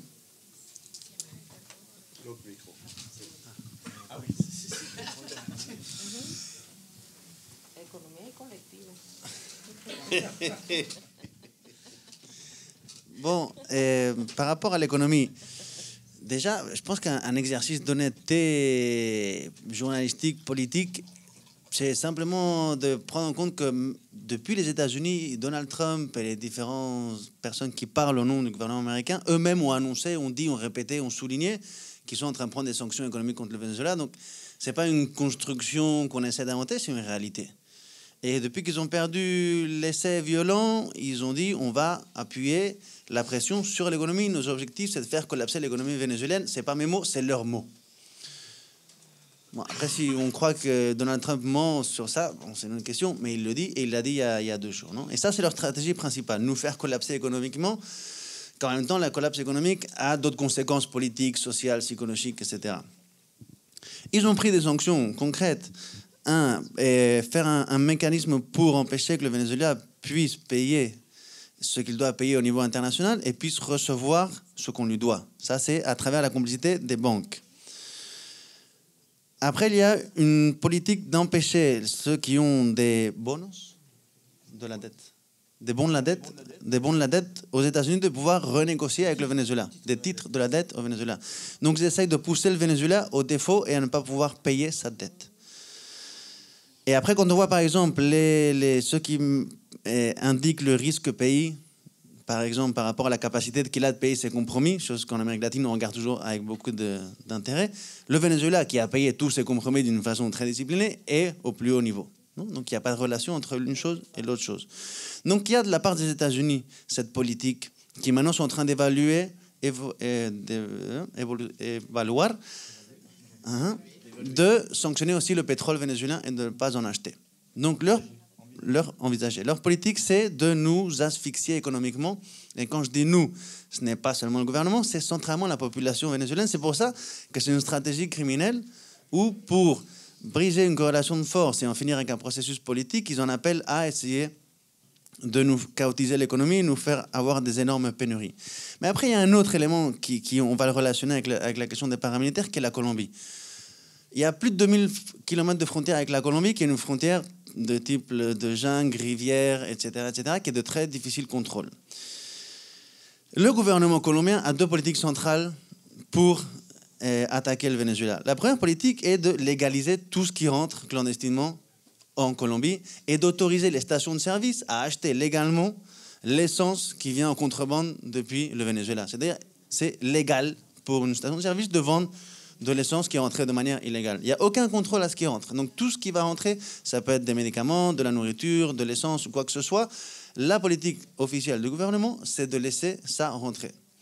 Et après, il y a une deuxième question, un deuxième point très important qui est le suivant. Il y a une parité entre le bolivar et le peso. Le bolivar, c'est la monnaie au Venezuela et le peso, c'est la monnaie en Colombie. Il y a une résolution du gouvernement colombien qui dit qu'il y a un taux de change officiel que marque la Banque de la République entre le bolivar et le peso, et un deuxième taux légal de change qui est le taux que mettent en zone de frontière ceux qui achètent le bolivar. C'est-à-dire, c'est légalement autorisé, et ce n'est pas une question innocente, sinon ça fait partie de la politique d'attaque sur la monnaie, que de dévaluer la monnaie en zone de frontière. Et ça, c'est légal. Donc il y a 2 types de change entre le peso et le bolivar en Colombie. Cette zone de frontière, là où on attaque la monnaie, est contrôlée principalement par les groupes paramilitaires qui ont muté par rapport à ce qu'était le paramilitarisme des années 90. Les groupes de narcotraficantes qui sont à la fois commandés par des secteurs de la droite colombienne qui sont à la fois subordonnés aux États-Unis. C'est-à-dire, derrière chaque politique, quand on suit le fil de qui est derrière, on va retrouver les mêmes acteurs. À partir de là, il y a une attaque sur la monnaie, il y a une attaque sur l'économie, où il y a une grande partie de l'économie vénézuélienne qui part en Colombie et qui est légalisée en Colombie. Donc ça, c'est une politique qui est là depuis 3-4 ans, qui va de plus en plus fort. Et c'est ce à quoi ils misent, étant donné qu'ils n'arrivent pas à gagner des élections d'une façon propre, légale, et qu'ils n'arrivent pas à prendre le pouvoir à travers la force. Ces zones de frontière, à la fois, sont contrôlées en grande partie, ce qu'on appelle le contrabando, le contrebande, par les paramilitaires. Les paramilitaires ils ont plusieurs dimensions à la fois. D'abord, contrôler les principaux territoires de frontières où il y a la contrebande, ce qui se traduit dans un contrôle territorial, culturel des populations. Ça, c'est quelque chose qui a évolutionné en Colombie, qu'ils ont exporté en Venezuela. Donc, c'est un processus qui a quelques années. Et en même temps, ces forces-là, c'est celles qui sont mises en mouvement quand il y a l'essai insurrectionnel. Donc, elle a un double rôle. Contrôler l'économie, faire que tout parte en Colombie, contrôler ce qui arrive en Colombie, en complicité avec les secteurs politiques colombiens, et en même temps opérer comme force d'assaut militaire quand il y a l'essai de prendre le pouvoir par la force. Ça, c'est le scénario auquel nous, on a affaire. Maintenant, la question, c'est comment on répond à cette attaque économique. C'est Maria qui va répondre à ça.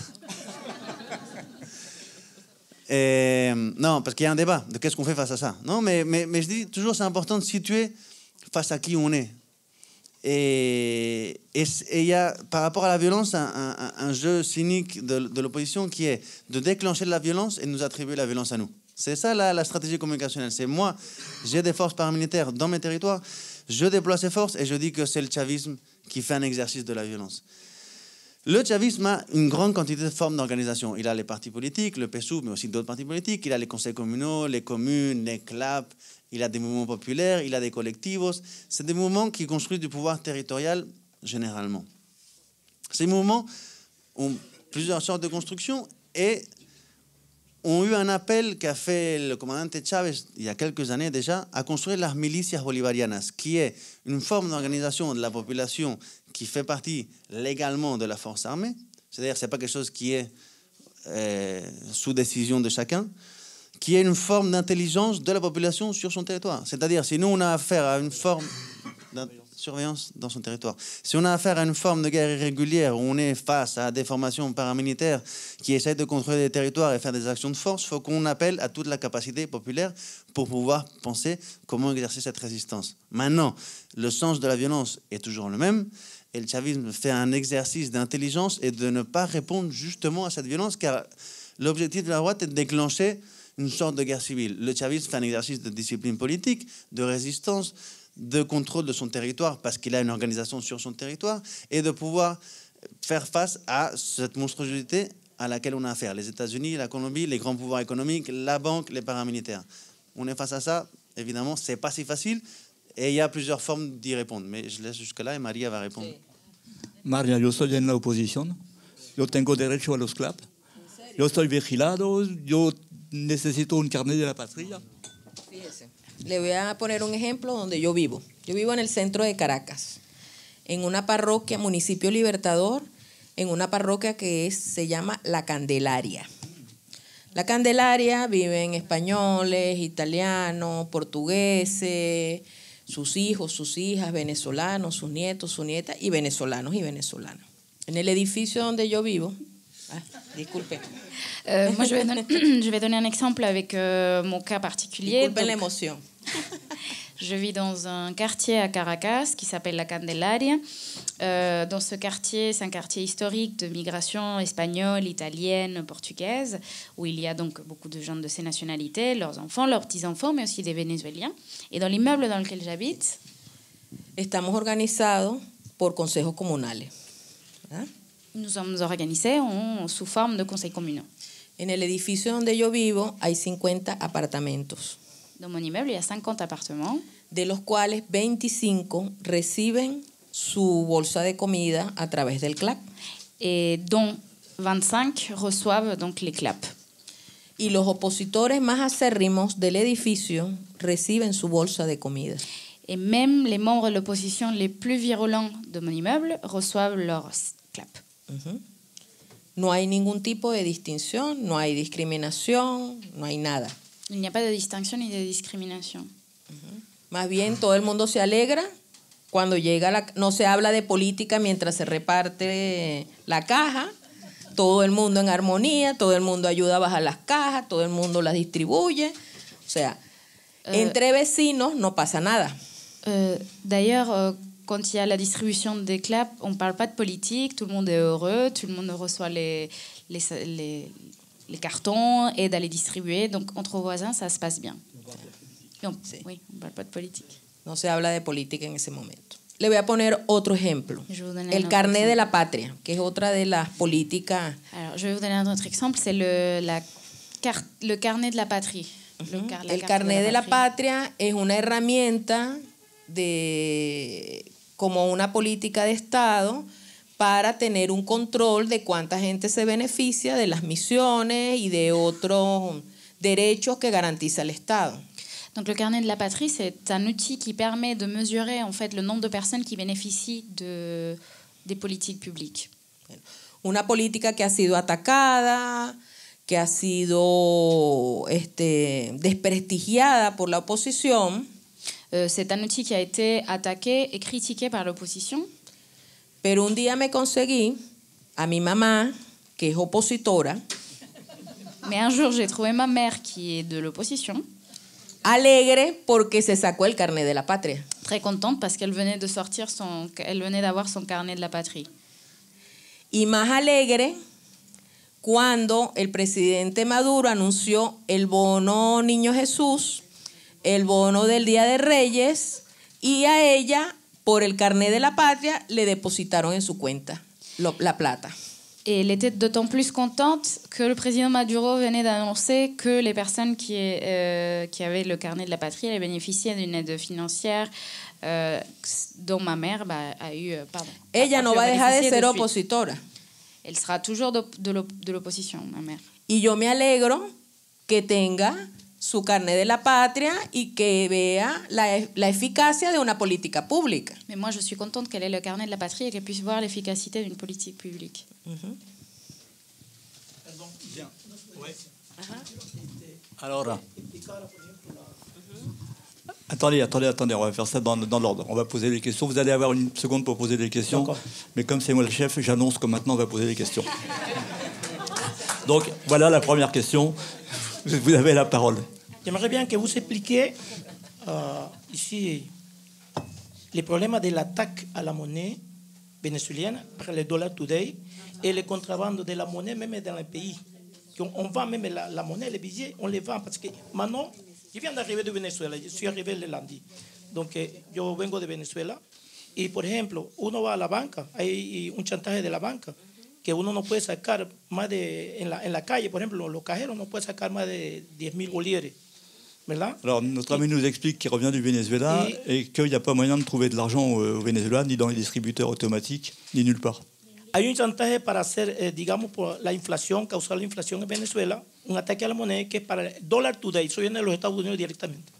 El dólar today, que hace montamos tal de dólar y o sea, ahora el sueldo mínimo del venezolano es €1, $1, el sueldo mínimo a $1, a causa del problema del ataque de la moneda por el dólar today. ¿Podría explicar todo eso? Bien. Y el contrabando de la moneda, el contrabando mismo en el país, el propio país. Donc la question posée, c'est pourquoi est-ce qu'on ne trouve plus d'argent, pourquoi est-ce qu'on ne trouve plus de billets.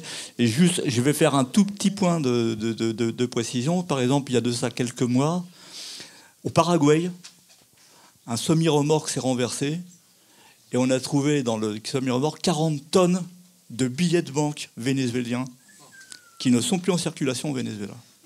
Et donc, effectivement, le problème, c'est que les Vénézuéliens sont dans une situation difficile, mais je passe la parole soit à Marco, soit à Maria. Los ataques al sistema monetario han sido diversos. Los ensayos han sido diversos. Donc, les attaques au système monétaire vénézuélien ont été divers. Hace 2 años se atacó la plataforma electrónica para que no se utilizaran las tarjetas de débito ni de crédito, ni se hicieran transacciones electrónicas. Donc il y a 2 ans, l'attaque était plutôt focalisée sur les transactions électroniques pour l'usage des cartes de crédit ou de débit. Tuvimos 24 horas que no pudimos hacer transacciones de ninguna especie. Donc pendant 24 heures, on n'a pas pu faire des transactions électroniques. Esa es una estrategia. Otra estrategia es sacar el efectivo del país. L'autre stratégie a été de sortir l'argent liquide du pays. Entonces, por ejemplo, por un billete de 100, en Cúcuta lo compran en 140 o en Maicao lo compran en 140 bolívares. Donc pour un billet de 100 bolivars au Venezuela, on l'achète à la frontière, donc à Cúcuta, avec la frontière avec la Colombie, à 140 ou à Maicao à 140. 140. O sea, el efectivo, el dinero en efectivo, los billetes salen del país. C'est-à-dire que le liquide, les billets sortent du pays vers la Colombie. A los bancos no está regresando la misma masa monetaria. Et les banques ne reçoivent pas en retour la même masse monétaire. Sí. Para una persona no común y corriente ir a sacar dinero en el banco, tiene que esperar que hagan depósito. Eso no ocurre en ninguna parte. Ah oui. Voilà. Donc, pour que quelqu'un puisse retirer de l'argent de la banque, voilà. Vous savez. En efecto, los cajeros tienen un tope para sacar dinero y no todos los cajeros funcionan, ni todos los bancos respetan el tope, porque todo depende del nivel de los depósitos o del dinero en efectivo que les llegue. Et donc, en fonction de banque, il y a des limites. Bon, déjà, il y a de base des limites de retrait à la banque, au guichet. Et toutes les banques n'autorisent pas la même limite. Ça dépend de, en fait, le dépôt d'argent que les banques ont reçu. Entonces, una cosa tan cotidiana que es ir a sacar efectivo al banco, ir a un cajero, se convierte en un proceso de molestia, en una cola interminable. Et donc un processus aussi simple que d'aller retirer de l'argent au distributeur devient un parcours du combattant, c'est un moment désagréable avec des queues interminables. Y algunos comerciantes no trabajan con puntos electrónicos, sino que trabajan con efectivo.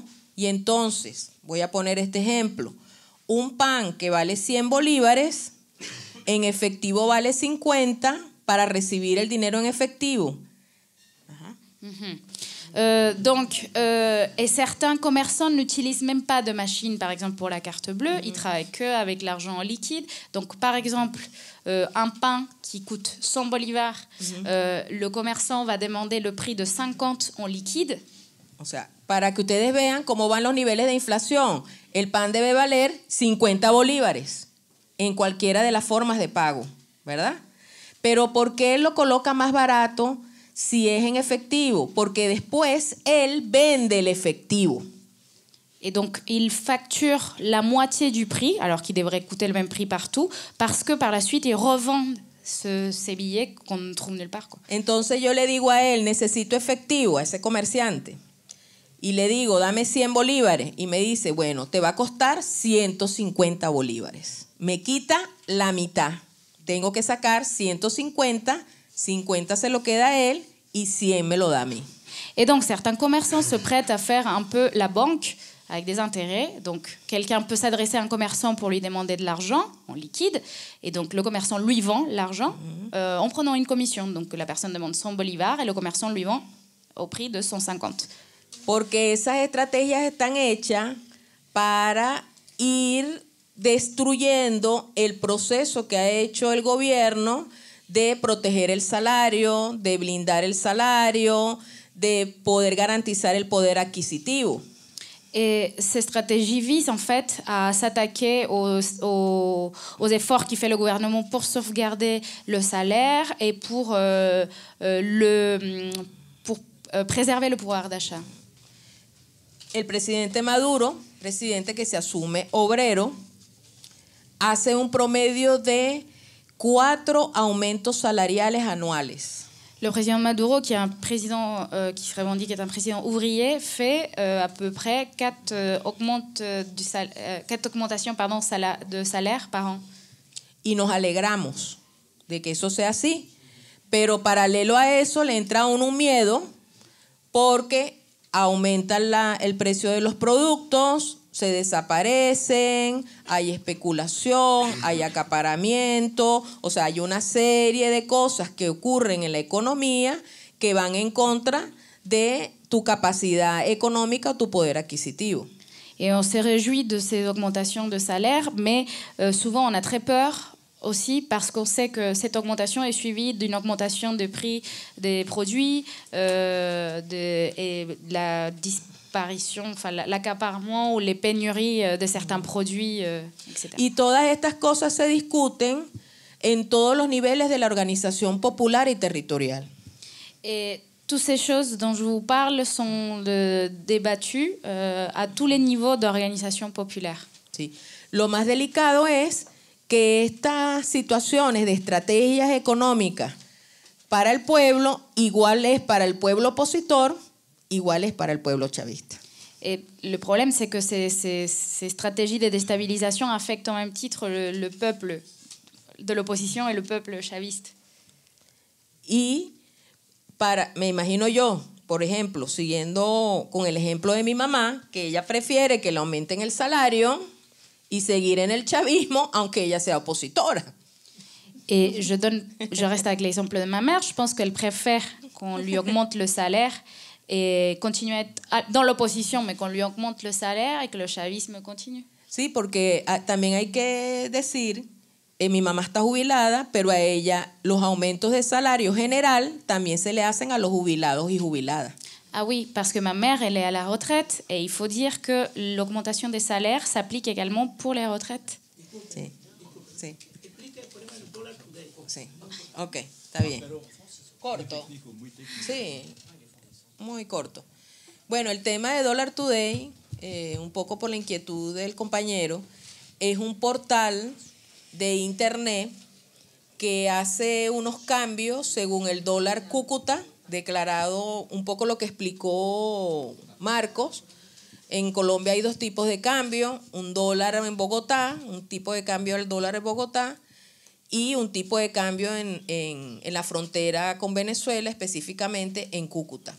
Donc Dollar Today, pour ceux qui ne connaissent pas, c'est un portail, un site internet en fait qui établit en fait le montant du change du dollar et qui est déterminé en fait par la Colombie à 2 niveaux. Donc d'abord par Bogotá et le prix dont Marco a parlé avant à Cúcuta, donc à la frontière. Y eso ha sido legalizado y legitimado legalmente por el gobierno colombiano.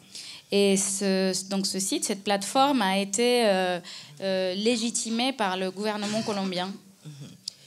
Entonces, eso trae como consecuencia que bajo unas reglas que supuestamente tienen una metodología que para nosotras y nosotros, los venezolanos y las venezolanas, es una metodología que está hecha para devaluar el bolívar, no para favorecernos. Et donc, les calculs sont faits avec des règles qui tendent à dévaluer la monnaie vénézuélienne. Se ha convertido en una referencia para algunas transacciones comerciales en nuestro país. Et c'est devenu en fait une référence pour les transactions commerciales dans notre pays, certaines transactions. Lo más misterioso del Dollar Today es que para los momentos de elecciones el dólar sube desproporcionadamente. Et ce qui est très mystérieux par rapport à Dollar Today, c'est qu'au moment des élections, le prix du dollar augmente. Para los momentos de violencia, el dólar sube desproporcionadamente. Également, quand il y a des moments de violence, le prix du dollar augmente. Lo que ha traído como consecuencia que en algunas partes, de manera ilegal, las transacciones comerciales, comprar un carro, comprar una casa, entonces sea con a cómo esté en la página o en el Twitter de Dollar Today, a cómo esté el dólar o a cuánto esté el euro, porque también cotizan las 2 cosas, dólar y euro, en ese momento. Et donc certaines transactions, comme l'achat d'une maison ou d'une voiture, vont se caler sur le prix du dollar qui va afficher le site Dollar Today par rapport au dollar, mais aussi par rapport à l'euro, parce que c'est l'autre monnaie aussi sur Por eso el Dollar Today se ha convertido en un mecanismo de guerra económica que fortalece el proceso inflacionario. Et donc aujourd'hui, Dollar Today est devenu un mécanisme de guerre qui renforce l'inflation au Venezuela. Por ejemplo, ahorita creo que el euro está en 331, un euro, según Dollar Today. 331.000. Aujourd'hui, un euro, c'est 331 000 bolivars d'après Dollar Today. Oui. Bon, C'est un thème en fait très technique qui est difficile à expliquer dans une réunion de ce type, mais effectivement ça a un effet absolument catastrophique et c'est ceux qui tirent les ficelles sont à la fois en Colombie et à Miami. Là pour le coup je suis pas dans le complotisme, hein. On a des éléments très précis et on sait qui est derrière Dollar Today. Y a-t-il une autre question? Ouais. Ah oui, non, je t'avais vu. Ouais, essaie de le mettre devant ta bouche plutôt que devant ton nez. J'essaie de parler plutôt très fort. Donc, déjà, pour vous remercier de votre présence ici, pour nous éclairer un peu sur le contexte au Venezuela. Merci à la traductrice également. En fait, j'ai une question donc, suite à votre constat de manque d'objectivité dans la formation qu'on peut avoir sur le Venezuela. Il y a clairement peut-être une propagande de la droite. Comment est-ce que vous, de votre perspective, vous réagissez aux accusations, alors, respectives de corruption dans les hautes sphères du gouvernement, de populisme et également de fraude électorale suite aux machines qui ont été truquées lors des événements en juillet et août. Alors, est-ce qu'éventuellement vous pouvez, si possible, lister vos réponses sur ces trois éléments? Merci. Corruption, fraude Fraude et comportement populiste du gouvernement. Le plus difficile à répondre, c'est populiste, parce qu'il faudrait commencer par être d'accord par rapport à qu'est-ce que le populisme. Non, on va commencer par la corruption, qui est la plus, pour moi, qui est en ce moment très, très débattue au Venezuela. Effectivement, il y a des problèmes de... Papa.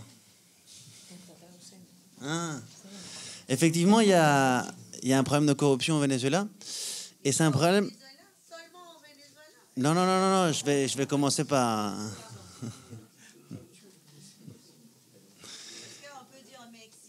Si, mais je vais expliquer les différences. Effectivement, il y a un problème de corruption au Venezuela qui n'a pas été créé par le chavisme, qui n'a pas été créé par la révolution, et qui est un processus qui vient de très loin, et qui a été le mécanisme principal à travers lequel s'est conformée la bourgeoisie vénézuélienne avec le business, avec le pétrole. Maintenant, le problème de la corruption, qui est un problème que le chavisme s'est proposé de combattre, et aussi fait partie du chavisme. C'est un problème qui a été assumé de façon publique par le président et par le fiscal général à partir du mois de septembre, comme un problème central, parce que la corruption a plusieurs impacts sur la vie. Un impact économique concret, c'est-à-dire on fait face à une attaque de cette dimension économique internationale et nationale avec, c'est ce qu'ont démontré les investigations sur la corruption, nos principaux espaces économiques avec des problèmes de corruption. Par exemple, PDVSA, qui est l'entreprise pétrolière qui fait partie de l'État au Venezuela, a un problème de corruption à l'intérieur, et le président l'a dit. Et ce problème de corruption, en plus, a eu plusieurs effets. Un, que l'entreprise a une dette très grande. Deux, que le niveau de production a baissé. Et donc, face à cette violence économique, on a un problème de réponse parce que notre arme principale a des problèmes de corruption. Et ça a été pris comme un défi principal par le président, mais aussi par la grande partie du chavisme, parce que la corruption est un problème que tout le monde ressent et que tout le monde veut combattre. C'est-à-dire, c'est pas quelque chose qu'on nie, sinon que c'est quelque chose qu'on prend comme un problème politique principal à combattre. Et je pense que là, déjà, il y a une différence entre ce que fait Maduro et ce qu'on fait d'autres processus politiques dans le continent, c'est de reconnaître le problème et de se donner des stratégies pour en finir avec ça. Évidemment, c'est compliqué.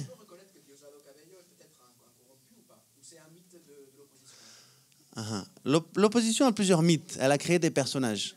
Les personnages, c'est Maduro est quelqu'un de pas intelligent, qui comprend pas grand-chose, qui est une brute. Diosdado, c'est celui qui a vraiment le pouvoir et qui est un narcotrafiquant corrompu. Jorge Rodríguez, c'est un psychopathe qui manipule les chiffres. Non, et chaque personnage est devenu un personnage, non? Par rapport à la nécessité. Si moi, je ridiculise mon ennemi dans le cas de Maduro et je dis qu'il n'a pas le pouvoir, en fait, je ne le reconnais pas en tant qu'ennemi. Et je dis qu'en fait, celui qui a le pouvoir, c'est Diosdado Cabello, qui lui est le mauvais, qui en fait est confronté à Nicolás Maduro. Ça fait partie d'une stratégie de communication, d'essayer de diviser le chavisme de la même façon de dire qu'il y a le chavisme et le madurisme, non? Et comme maintenant il y a des maduristas qui en fait ont trahi le chavisme. Déjà, Maduro n'a jamais parlé de quelque chose comme le madurisme, ni personne n'a jamais dit qu'il était madurista. Mais c'est une stratégie pour essayer de diviser. Parce que le chavisme, avec toutes les difficultés, s'est maintenu uni et arrive toujours au moment électoraux avec des débats et des tensions de façon unitaire, chose que la droite n'arrive pas à faire.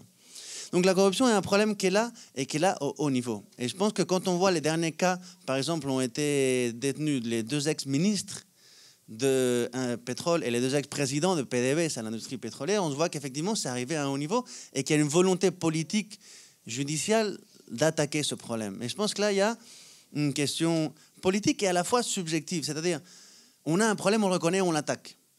Et dans un moment de tant de difficultés, qui est une décision de la direction de faire face à ce problème, aussi ça redonne une autorité à une direction. On nie pas le problème. Parce que à l'intérieur du chavisme, de savoir qu'il y a des personnages qui sont corrompus, c'est un énorme problème. Parce qu'on fait face à une situation économique difficile, on a des problèmes, on a du mal avec les prix, avec les produits, et on voit, on a la sensation, le sentiment qu'il y a au niveau des personnes corrompues. Qu'il y ait cette décision, moi je pense que c'est une initiative politique qu'il faut vraiment souligner parce que d'autres pays ne l'ont pas fait. Et de ne pas avoir abordé ce problème au niveau politique judiciaire, ça crée des marges de travail pour la droite qui maintenant, par exemple, dans le cas du Venezuela, n'a plus grand-chose à dire face à la corruption parce qu'on a assumé le problème et on le travaille. Par rapport aux fraudes, je pense que c'est la droite qui donne la même réponse.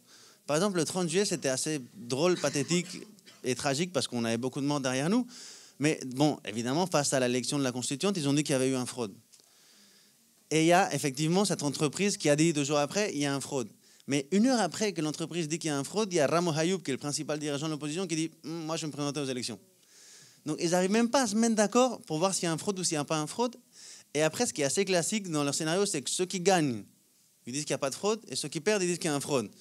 Donc, entre eux, ils n'arrivent pas à se mettre d'accord, parce qu'évidemment, si tu as gagné, c'est pas mal de gagner. Non? Mais si tu as perdu, bon, tu dis qu'il y a une fraude.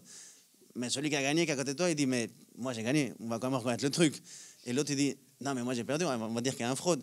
Donc je pense que dans la même contradiction de l'opposition, et je ne vais pas parler de tout le système électoral vénézuélien parce que c'est tout un processus assez long, il y a la réponse à la question du fraude. Et après par rapport au populisme, très vite je pense qu'il faudrait se mettre d'accord par rapport à qu'est-ce qu'est populisme. Je pense qu'il y a une vision déformée et négative qui sont utilisées par les médias, qui est comme populiste, celui qui donne, qui offre et qui cède sous un mensonge à la population pour qu'elle se maintienne contente et qu'en réalité, elle ne se rende pas compte de ce qui se passe et que pendant qu'eux, ils deviennent riches, puissants. Et donc, c'est un peuple assez stupide qui reçoit quelque chose et qui n'a pas vraiment de conscience politique, non?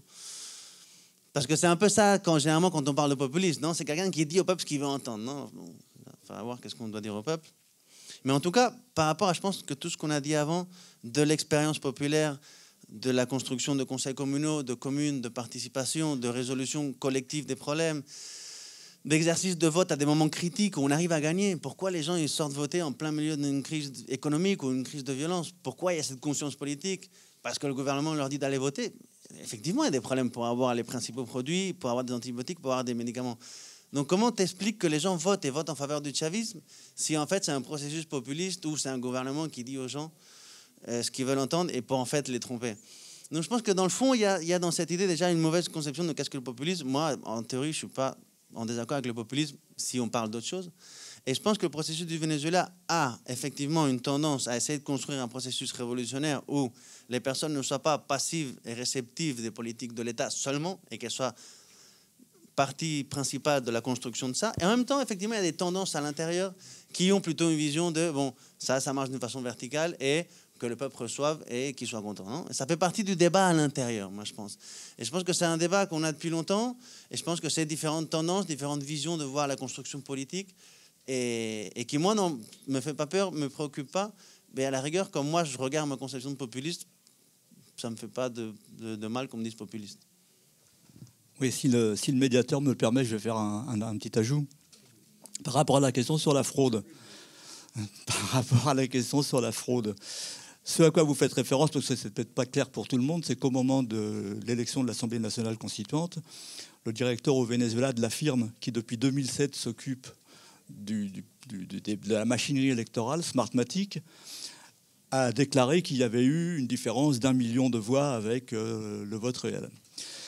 Alors après, on cherche des explications. Smartmatic, depuis 2007, travaille avec le gouvernement vénézuélien. Il n'y a jamais eu aucun problème. Au fur et à mesure que se sont déroulés les processus électoraux, il y a toujours eu une collaboration très harmonieuse entre Smartmatic et le gouvernement vénézuélien. Là, les conditions dans lesquelles le directeur de Smartmatic, je suis en train de chercher son nom, je ne le retrouve pas, mais ce n'est pas très grave, déclare qu'il y a eu une fraude, sont quand même assez suspectes. C'est-à-dire qu'il ne prend absolument pas contact avec les autorités électorales du Venezuela. Il ne discute pas avec le Conseil national électoral. Il ne dit pas, écoutez, j'ai un problème, est-ce qu'on peut en parler? Non, il part à l'étranger. Et de l'étranger, il annonce qu'il y a une fraude lors du vote. L'explication, c'est une hypothèse que je fais, hein, mais c'est vraisemblablement la plus logique. N'oubliez pas que le président des États-Unis vient de déclarer des sanctions économiques contre un certain nombre de membres du gouvernement vénézuélien, et en particulier contre la présidente du Conseil national électoral, et sanctionne tous les fonctionnaires ou les gens qui travaillent avec ce Conseil national électoral. Or, Smartmatic a des opérations aux États-Unis. De sorte que s'il continue à travailler au Venezuela, il va forcément avoir des problèmes avec l'administration américaine, puisqu'il tombera sous le coup des sanctions. Donc, ce que je fais là, c'est une hypothèse, c'est pas prouvé, mais c'est vraisemblablement la raison pour laquelle, parce que depuis, on n'a jamais eu aucun rapport précis.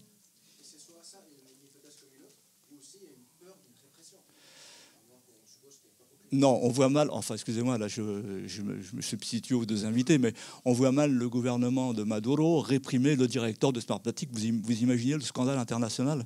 Il y a aussi quand même un minimum de logique. Non, le problème, c'est qu'aujourd'hui, les gens qui travaillent avec, par exemple, les sanctions des États-Unis touchent les gens qui achèteraient des titres de la dette vénézuélienne, des titres de la dette de PDVSA, des gens qui sont sanctionnés, c'est la présidente du Conseil national électoral, et donc tous ceux qui travaillent avec. Et là, quand vous avez des entreprises aux États-Unis, vous êtes mal. Hein, et donc, voilà. Non, et quand le chavisme a perdu des élections, il a reconnu qu'il avait perdu des élections. Je pense que c'est aussi une différence très grande avec l'opposition qui ne reconnaît pas, mais le chavisme, quand il a perdu en 2015, il a reconnu. Quand il a perdu la réforme à la Constitution, il l'a aussi reconnu. Donc, par rapport aux événements électoraux, je pense qu'il y a une conduite de la part du chavisme par rapport à reconnaître quand il gagne et reconnaître quand il perd, non ?